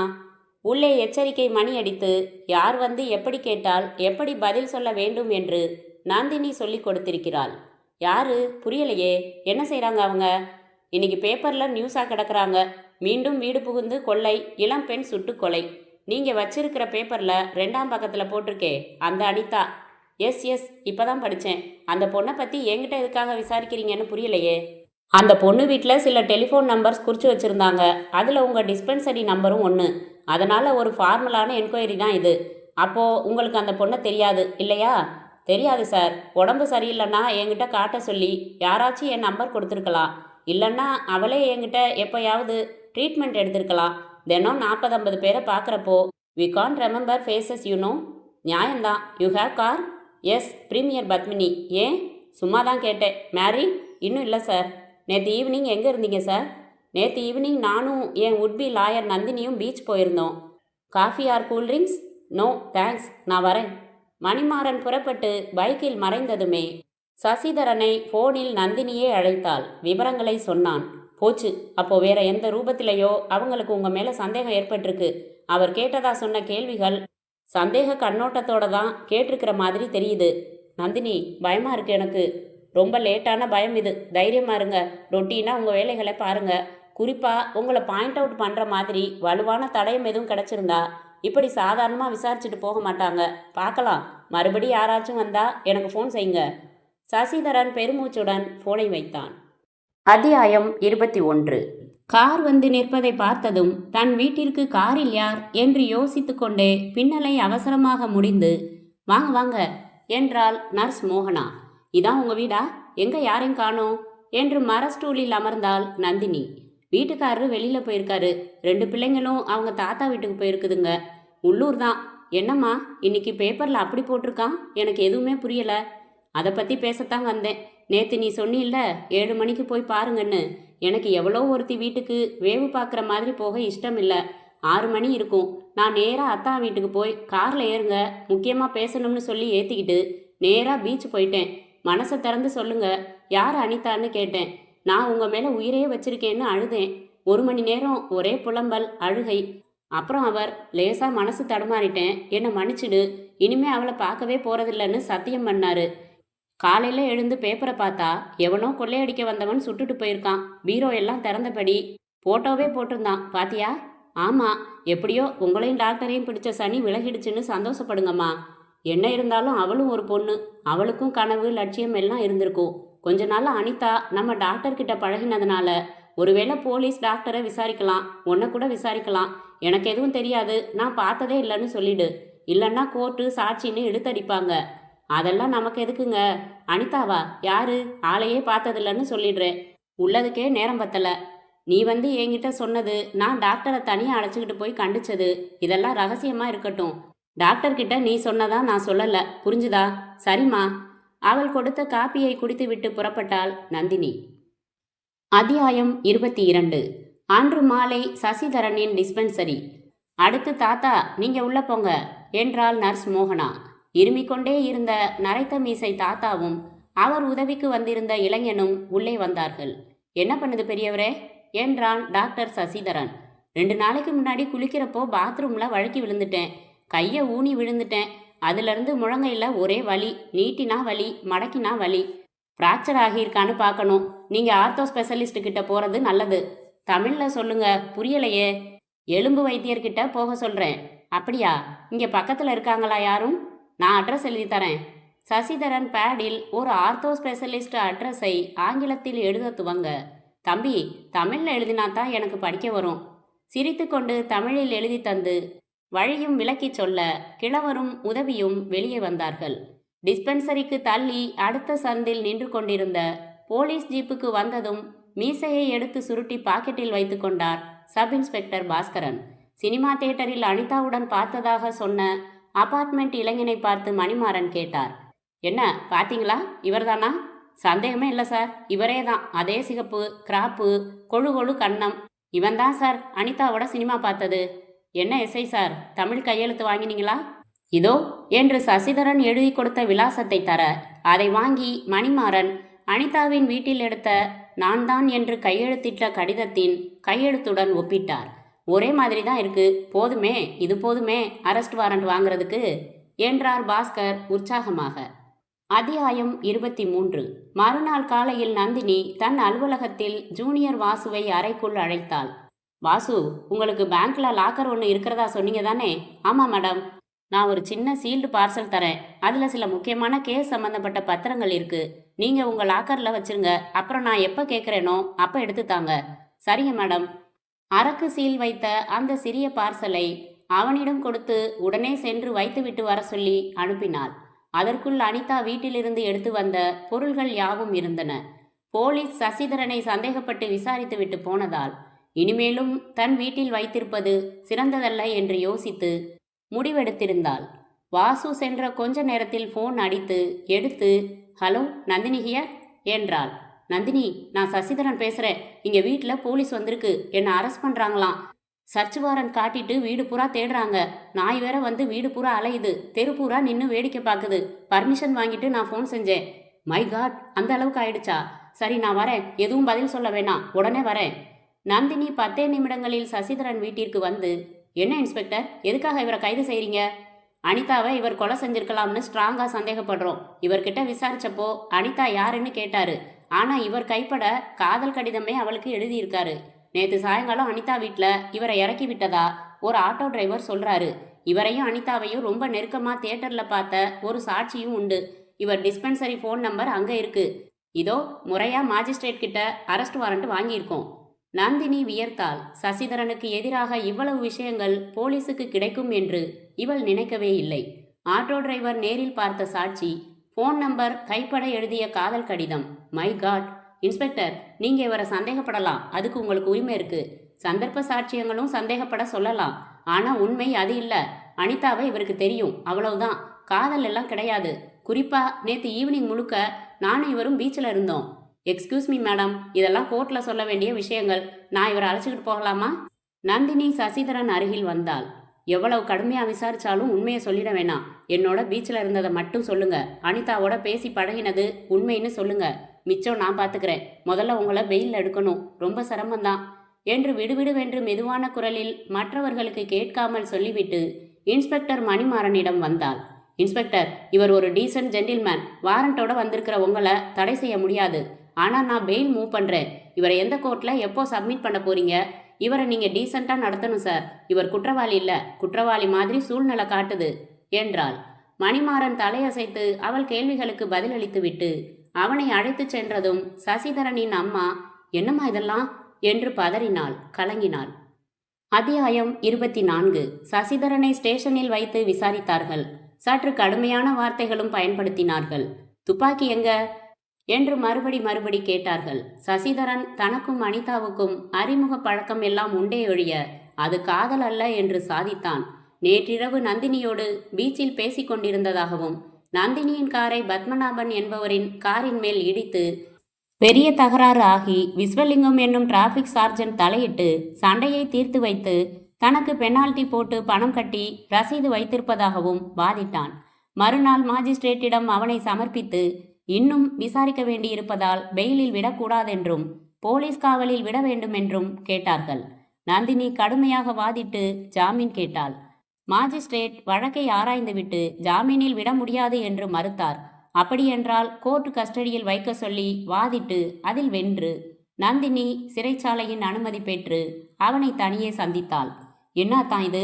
அவளுக்கு நீங்கள் லெட்டர் எழுதினதை சொல்லியிருந்தா அதை வீட்டில் தேடி அதையும் அப்புறப்படுத்தி இருக்கலாமே. உங்கள் கைப்பட லெட்டருங்கிறது ரொம்ப சாலிடான ஆதாரம். அவங்களுக்கு பதட்டத்தில் நான் மறந்துட்டேன். பார்ப்போம், முடிஞ்ச வரைக்கும் கேஸை உடைக்க பார்க்குறேன். அடித்தாங்களா அவங்கள? லேசா, ஆனால் எனக்கு வேண்டியது தான். மறுபடி வந்து விசாரிப்பாங்க. கொளறிடாதீங்க. நான் சொல்லி கொடுக்குற மாதிரியே சொல்லுங்க. கொலைக்கு பயன்படுத்தின ஆயுதம் கிடைக்காதது நமக்கு ப்ளஸ் பாயிண்ட். அது பத்திரமா இருக்கா? உங்கள் வீட்லேயும் தேடலாம். தேட மாட்டாங்க. தேடினாலும் கிடைக்காது. அது பத்திரமா இருக்கு என்றாள் நந்தினி. அத்தியாயம் 25. சில தினங்களுக்கு பிறகு போலீசார் வழக்கு தொடர்ந்து செஷன்ஸ் கோர்ட்டில் கேஸ் விசாரணைக்கு வந்தது. சிறையிலிருந்து தாடியுடன் சசிதரன் கொண்டு வரப்பட்டான். அவன் சார்பாக வாதிட முன் வந்திருந்தாள் நந்தினி. நீதிபதி வந்ததும் முதலில் தள்ளி வைக்க வேண்டிய சில வழக்குகளை மறுதேதி போட்டு தள்ளி வைத்தார். மற்றொரு வழக்கில் முக்கியமான சாட்சிக்கு உடல்நிலை சரியில்லை என்று டிஃபென்ஸ் தரப்பு வக்கீல் ஹெல்த் சர்டிபிகேட் கொடுத்து மறுதேதி கேட்டதை கண்டித்தார் நீதிபதி. இதுவரை 3 முறை தள்ளி வைத்தாயிற்று. இதுவே கடைசி முறை. அடுத்த முறை அவசியம் நீங்கள் சாட்சியை விசாரித்தே ஆக வேண்டும் என்று அழகான ஆங்கிலத்தில் கண்டித்தார். அடுத்ததாக அனிதா கொலை வழக்கு எடுத்துக்கொள்ளப்பட்டது. அரசாங்க தரப்பு வக்கீல் சௌரிராஜன் வழக்கின் சுருக்கத்தை சொன்னார். மைலாட், அனிதா இளம்பெண், வேலைக்கு போகும் இளம்பெண், பல ஆண்களுடன் கலகலப்பாக பழகும் பெண். அவள் டாக்டர் சசிதரனை காதலித்தாள். அவரும் அவளை காதலித்தார். இந்த சமயத்தில் அனிதாவுக்கு வேறு ஆண்களுடன் தொடர்பு இருப்பதை அறிந்த டாக்டர் ஆத்திரப்பட்டு சம்பவம் நிகழ்ந்த தீபாவளி அன்று தனிமையில் வசிக்கும் அனிதாவின் வீட்டில் அவளை சுட்டு கொலை செய்துவிட்டு கொலையை திருட்டுக்காக நடந்த கொலையாக திசை திருப்ப முயற்சிகள் செய்து நழுவிவிட்டார். இந்த கொலையை டாக்டர் சசிதரன் தான் செய்தார் என்பதை சாட்சியங்கள் தடயங்கள் மூலம் நிரூபிக்க தயாராயிருக்கிறேன். அடுத்து டிஃபென்ஸ் தரப்பில் தான் ஆஜராவதாக குறிப்பிட்ட நந்தினி தன் வாத சுருக்கத்தை கூறினாள். மை லார்ட், என் கட்சிக்காரர் டாக்டர் சசிதரன் ஒரு அப்பாவி, ஒரு நிரபராதி. அவருக்கும் அனிதாவுக்கும் பழக்கம் உண்டு. ஆனால் அவளை கொலை செய்கிற எண்ணம் இவருக்கு இல்லை. சந்தர்ப்ப சூழ்நிலைகள் அவருக்கு எதிராக அமைந்திருக்கின்றன. சம்பவம் நிகழ்ந்தபோது டாக்டர் அங்கே இல்லவே இல்லை என்பதையும் அவர் இந்த குற்றத்தில் சம்பந்தப்படாதவர் என்பதையும் நான் இந்த கோர்ட்டில் நிரூபிக்க தயாராக இருக்கிறேன். முதலில் டாக்டர் சசிதரன் கூண்டுக்கு அழைக்கப்பட்டான். முதலில் பப்ளிக் ப்ராசிக்யூட்டர் அவனை கேள்வி கேட்க அனுமதி பெற்று அணுகினார். டாக்டர் சசிதரன், உங்கள் வயசு என்ன? 29. உங்களுக்கு கல்யாணம் ஆயிடுச்சா? இன்னும் இல்லை. உங்களுக்கு காதல் அனுபவம் உண்டா? இல்லை. இறந்து போன அனிதாவை தெரியுமா? தெரியும். எப்படி தெரியும்? என்கிட்ட வைத்தியம் பார்த்துக்க வருவாங்க. அனிதாவோட நீங்கள் நெருங்கி பழகினீங்களா? கலகலப்பாக பழகினேன், நட்புணர்வோட. நீங்கள் அனிதாவை காதலிக்கலையா? இல்லை. அனிதா உங்களை காதலிச்சாங்களா? அது எனக்கு தெரியாது. அனிதா உங்களை காதலிக்கிறதா சொன்னதுண்டா? இல்லை. நீங்கள் அனிதா வீட்டுக்கு போனதுண்டா? போனதில்லை. நீங்களும் அனிதாவும் சேர்ந்து சினிமாவுக்கு போனதுண்டா? இல்லை, போனதில்லை. நீங்கள் அனிதாவுக்கு உங்கள் கைப்பட லெட்டர் எழுதியிருக்கீங்களா? இல்லை. நீங்கள் போய் சொல்கிறீங்க. இந்த லெட்டரை போலீஸ் அனிதா வீட்டிலேருந்து கைப்பற்றி இருக்காங்க. கவரில் உங்கள் அட்ரஸ் இல்லை. உள்ள லெட்டர்லையும் இப்படிக்கு நான் தான்னு எழுதியிருக்கீங்க. ஆனால் இந்த கையெழுத்து உங்களோட தானே? இல்லை, இது என் கையெழுத்து இல்லை. இந்த லெட்டரை நான் எழுதலை. பப்ளிக் ப்ராசிக்யூட்டர் நீதிபதி பக்கம் திரும்பினார். யுவர் ஆனர், இந்த லெட்டரில் இவர் கையெழுத்து இல்லைன்னாலும் இது இவர் எழுதினது தான். இவர் எழுதின வேறு சில கையெழுத்துக்களையும் இந்த லெட்டரையும் லேபரேட்டரிக்கு அனுப்பி ஒப்பிட சொன்னோம். ரெண்டும் ஒரே கையெழுத்து தான்னு சர்டிஃபிகேட் கொடுத்துருக்காங்க. குறிப்பிட்ட சர்டிஃபிகேட் கோர்ட் கிளார்க் மூலம் நீதிபதியிடம் தரப்பட்டது. இந்த லெட்டரில் என்ன எழுதியிருக்குன்னு நான் சத்தம் போட்டு படிக்க அனுமதி வேணும். ப்ரொசீட். ஹலோ அனிதா, எப்படி இருக்கிறாய்? எனக்கு குறுகுறுப்பாக இருக்கிறது. என்மேல் உனக்கு கோபமில்லையே? அத்துமீறி நடந்து கொண்டு விட்டேனா? காரணம் உன் இளமைதான். நீ கோபமில்லை என்று போனில் சொன்னால்தான் என் மனம் ஆறுதல் அடையும். உன்மேல் நான் மாறாத அன்பு கொண்டுள்ளேன் என்பதை நீ உணர்கிறாயா? என் தேவதையே, இப்படிக்கு நான் தான். யுவர் ஆனர், இந்த கடிதம் இவரும் அனிதாவும் நெருக்கமாக பழகினார்கள் என்பதையும் சசிதரன் அனிதாவை காதலித்தார் என்பதையும் தெளிவாக வெளிப்படுத்துகின்றன. மீண்டும் சசிதரனை அடைந்தார். தீபாவளிக்கு முதல் நாள் அனிதா உங்களுக்கு ஃபோன் செஞ்சாங்களா? இல்லை. தீபாவளி அன்னைக்கு ஈவினிங் உங்களை வீட்டுக்கு இன்வைட் பண்ணாங்களா? நீங்களும் வர சம்மதிச்சிங்களா? இல்லை. வேற எங்கே போனீங்க? என் முறைப்பெண் லாயர் நந்தினியோட அவ காரில் பீச்சுக்கு போயிருந்தேன். இது அப்பட்டமான பொய். அதான் உண்மை. நீங்கள் அனிதாவை சுடல? இல்லை இல்லை. மை லார்ட், குற்றவாளி பிடிவாதமாக போய் பேசுகிறார். எனது சாட்சிகள் மூலமே அனைத்தையும் நிரூபிக்கிறேன். அப்ஜெக்ஷன் யுவர் ஆனர் என்று எழுந்தாள் நந்தினி. குற்றம் சுமத்தப்பட்டிருப்பவர்தான் இவரே ஒழிய குற்றவாளி என்று இன்னும் தீர்ப்பாகவில்லை. ஆகையால் பப்ளிக் ப்ராசிக்யூட்டர் அந்த வார்த்தையை உபயோகிப்பதை நான் ஆட்சேபிக்கிறேன். Your objection is sustain. Mister PP, இனி அந்த வார்த்தையை உபயோகிக்காதீர்கள். Yes your honour. Miss Nandini, நீங்கள் டாக்டர் சசிதரனை விசாரிச்சு ஏதாச்சும் எஸ்டாப்ளிஷ் பண்ண விரும்புறீங்களா? Yes your honour, with your permission. Nandini கூண்டில் இருக்கும் சசிதரனை அணுகினாள். டாக்டர், சம்பவம் நடந்த தீபாவளி சாயங்காலம் நீங்கள் என்னோட பீச்சில் இருந்தப்போ ஏதாச்சும் குறிப்பிடுற மாதிரி சம்பவம் நடந்துச்சா? ஆமாம். புறப்படுற சமயத்தில் நான் ஒரு கார் பின்புறம் தெரியாமல் மோதிட்டேன். அந்த கார் ஓனருக்கும் எனக்கும் தகராறு வந்து சண்டை வரைக்கும் போயிடுச்சு. அப்போ ஒரு டிராஃபிக் சார்ஜென்ட் வந்து சமாதானம் செஞ்சு அவருக்கு காம்பன்சேஷன் தரணும்னு சொல்லி எனக்கு ஸ்பாட் ஃபைன் 250 ரூபாய் போட்டாரு. நந்தினி நீதிபதி பக்கம் திரும்பினார். இதோ ஃபைன் கட்டின ரசீது. இதுல நேரம் இருக்கு. அப்போ மணி 8:55. பப்ளிக் ப்ராசிக்யூட்டர் எழுந்தார். போஸ்ட்மார்ட்டம் ரிப்போர்ட் படி குற்றம் நிகழ்ந்தது 7:30 மணிக்குள்ள மைலாட். அதுக்கப்புறம் குற்றம் நிகழ்ந்த இடத்துல இருந்து பீச்சுக்கு 10 நிமிஷத்துல போக முடியும். மைலாட், இந்த வழக்கே அடிப்படையான ஆதாரங்கள் எதுவும் இன்றி சின்ன சின்ன யூகங்களின் அடிப்படையில் எழுப்பப்பட்டிருக்கிறது. மரணம் துப்பாக்கி குண்டு பாய்ந்ததால் என்று நிரூபணமாகி உள்ளது. தோட்டாவையும் இங்கே எக்ஸிபிட்டாக கொடுத்துள்ளார்கள். ஆனால் இந்த தோட்டாவை துப்பிய ரிவால்வர் எங்கே? திருட்டு போல செட்டப் செய்ததாக ஒரு குற்றச்சாட்டு உள்ளது. அப்படியென்றால் திருடப்பட்ட பொருள்களை, நகைகளை போலீசார் கைப்பற்றி இங்கு கொடுத்துள்ளார்களா? அதுவும் இல்லை. என் கட்சிக்காரர் காதல் கடிதம் எழுதினதாக சொல்கிறார்கள். அந்த கையெழுத்தை இவர் மறுக்கிறார். ஒருவரைப் போல ஒருவர் கையெழுத்தை திறமையாக போட முடியும். எத்தனையோ போர்ஜரி வழக்குகளில் நாம் பார்த்து வியந்திருக்கிறோம். வேண்டுமென்றே என் கட்சிக்காரரை குற்றவாளியாக போலீஸோ அல்லது யாரோ செய்த சதியாகவோ நான் குற்றம் சாட்டுகிறேன். யுவர் ஆனர், கொலைக்கு பயன்படுத்திய ஆயுதமும் திருட்டு போல தெரிவதற்காக நிஜமாகவே திருடப்பட்ட நகைகளும் டாக்டர் சசிதரனால் மிகவும் சாமர்த்தியமாக ஒளித்து வைக்கப்பட்டிருக்கின்றன. அவற்றை கைப்பற்ற போலீசார் மிகுந்த தீவிர நடவடிக்கை எடுத்தார்கள். சோதனை போட்டார்கள். மோப்ப நாய்களை பயன்படுத்தினார்கள். டாக்டரை தீவிரமாக விசாரிக்க இயலாதபடி கோர்ட்டு கஸ்டடியில் ரிமாண்டில் வைக்கப்பட்டது ஒரு துரதிருஷ்டம். ஆனால் சந்தர்ப்ப சாட்சியங்களை கொண்டே டாக்டர் தான் குற்றவாளி என்று தீர்மானிக்க இயலுகிறது. பல வழக்குகளில் சர்க்கம்ஸ்டன்சியல் எவிடன்ஸ் கொலை ஆயுதத்தை விடவும் முக்கியமான பங்கேற்று உள்ளது என்பதை சொல்வதோடு, போர்ஜரி வழக்குகளில் ஒரிஜினல் கையெழுத்துக்கும் டூப்ளிகேட் கையெழுத்துக்கும் வித்தியாசம் கண்டுபிடிக்க அல்ட்ரா வயலட் கதிர்வீச்சு சோதனை செய்வார்கள். அந்த சோதனையின் அடிப்படையில்தான் டாக்டர் எழுதின காதல் கடிதத்தையும் நிரூபித்துள்ளோம். வழக்கு தொடர்ந்து பல தினங்கள் விசாரிக்கப்பட்டது. போலீஸ் இன்ஸ்பெக்டர் மணிமாறன் விசாரிக்கப்பட்டார். போஸ்ட்மார்ட்டம் செய்த டாக்டர் விசாரிக்கப்பட்டார். ஃபாரன்சிக் லேபரேட்டரி டெக்னீசியன் விசாரிக்கப்பட்டார். அபார்ட்மெண்ட்ஸில் வசிக்கும் தியேட்டரில் 2 பேரையும் பார்த்ததாக சொல்லப்பட்ட ஆசாமியை நந்தினி திறமையாக விசாரித்தாள். தியேட்டர்ல அனிதாவோட பக்கத்துல உட்கார்ந்திருந்தது டாக்டர் சசிதரன்னு நீங்க போலீஸ்ல சொன்னது உண்மைதானா? உண்மைதான். தியேட்டர்ல உங்களுக்கு முன் சீட்ல உட்கார்ந்துருக்கிறது அனிதான்னு எப்ப பார்த்தீங்க? நியூஸ் ஓடிட்டு இருந்தப்போ. அப்புறம்தான் பக்கத்துல இருக்கிற நபரை பார்த்தீங்க. ஆமா. அவங்க 2 பேரும் பாதியிலேயே எழுந்து போயிட்டாங்க. ஆமா. இடைவேளைக்கு முன்னாடி எழுந்து போனாங்களா பின்னாடியா? படம் போட்டு 10-15 நிமிஷத்திலேயே எழுந்து போயிட்டாங்க. அனிதாவையோ டாக்டரையோ அந்த தியேட்டர் சந்திப்புக்கு அப்புறம் எப்பயாவது பார்த்துருக்கீங்களா? இல்லை. போலீஸ் உங்களை அழைச்சிக்கிட்டு போய் இவர்தானா தியேட்டரில் பார்த்த நபர்னு கேட்டாங்களா?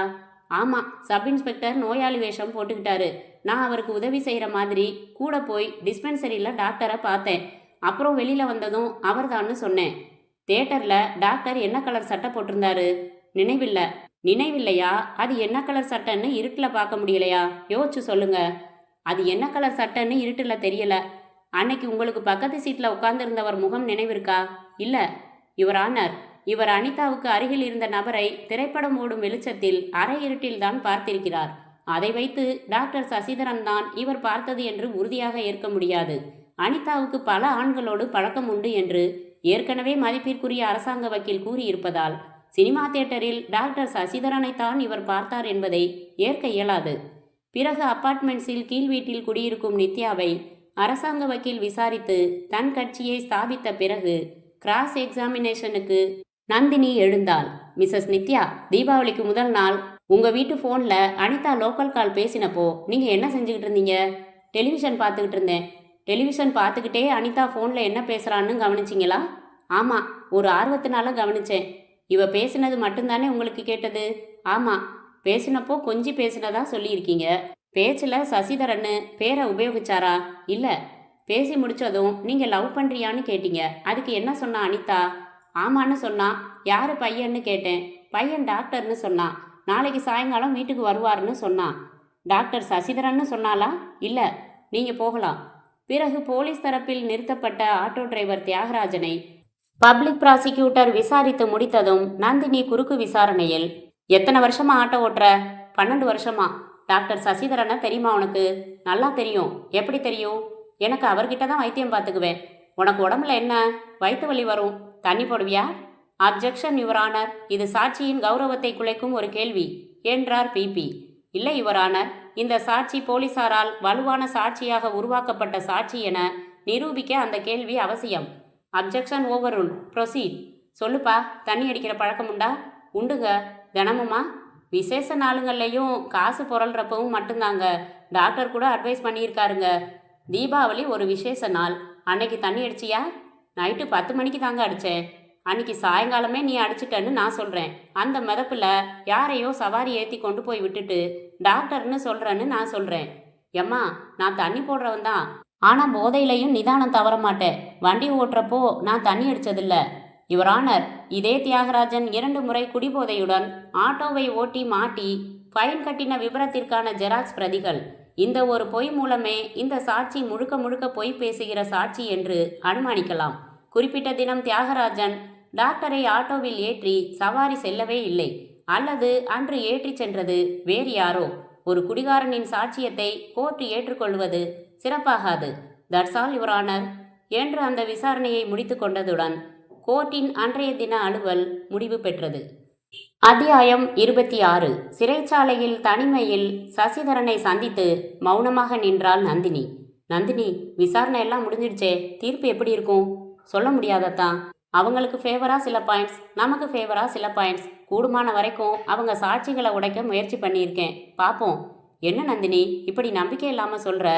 என்னால் உறுதியாக சொல்ல முடியலையே. ஆட்டோ டிரைவரும் உங்கள் கைப்பட லெட்டரும் ரொம்ப ஸ்ட்ராங்கான எவிடன்ஸ். அவங்களுக்கு பரீட்சை எழுதிட்டு ரிசல்ட்டுக்கு காத்திருக்கேன். தைரியமாக இருங்க.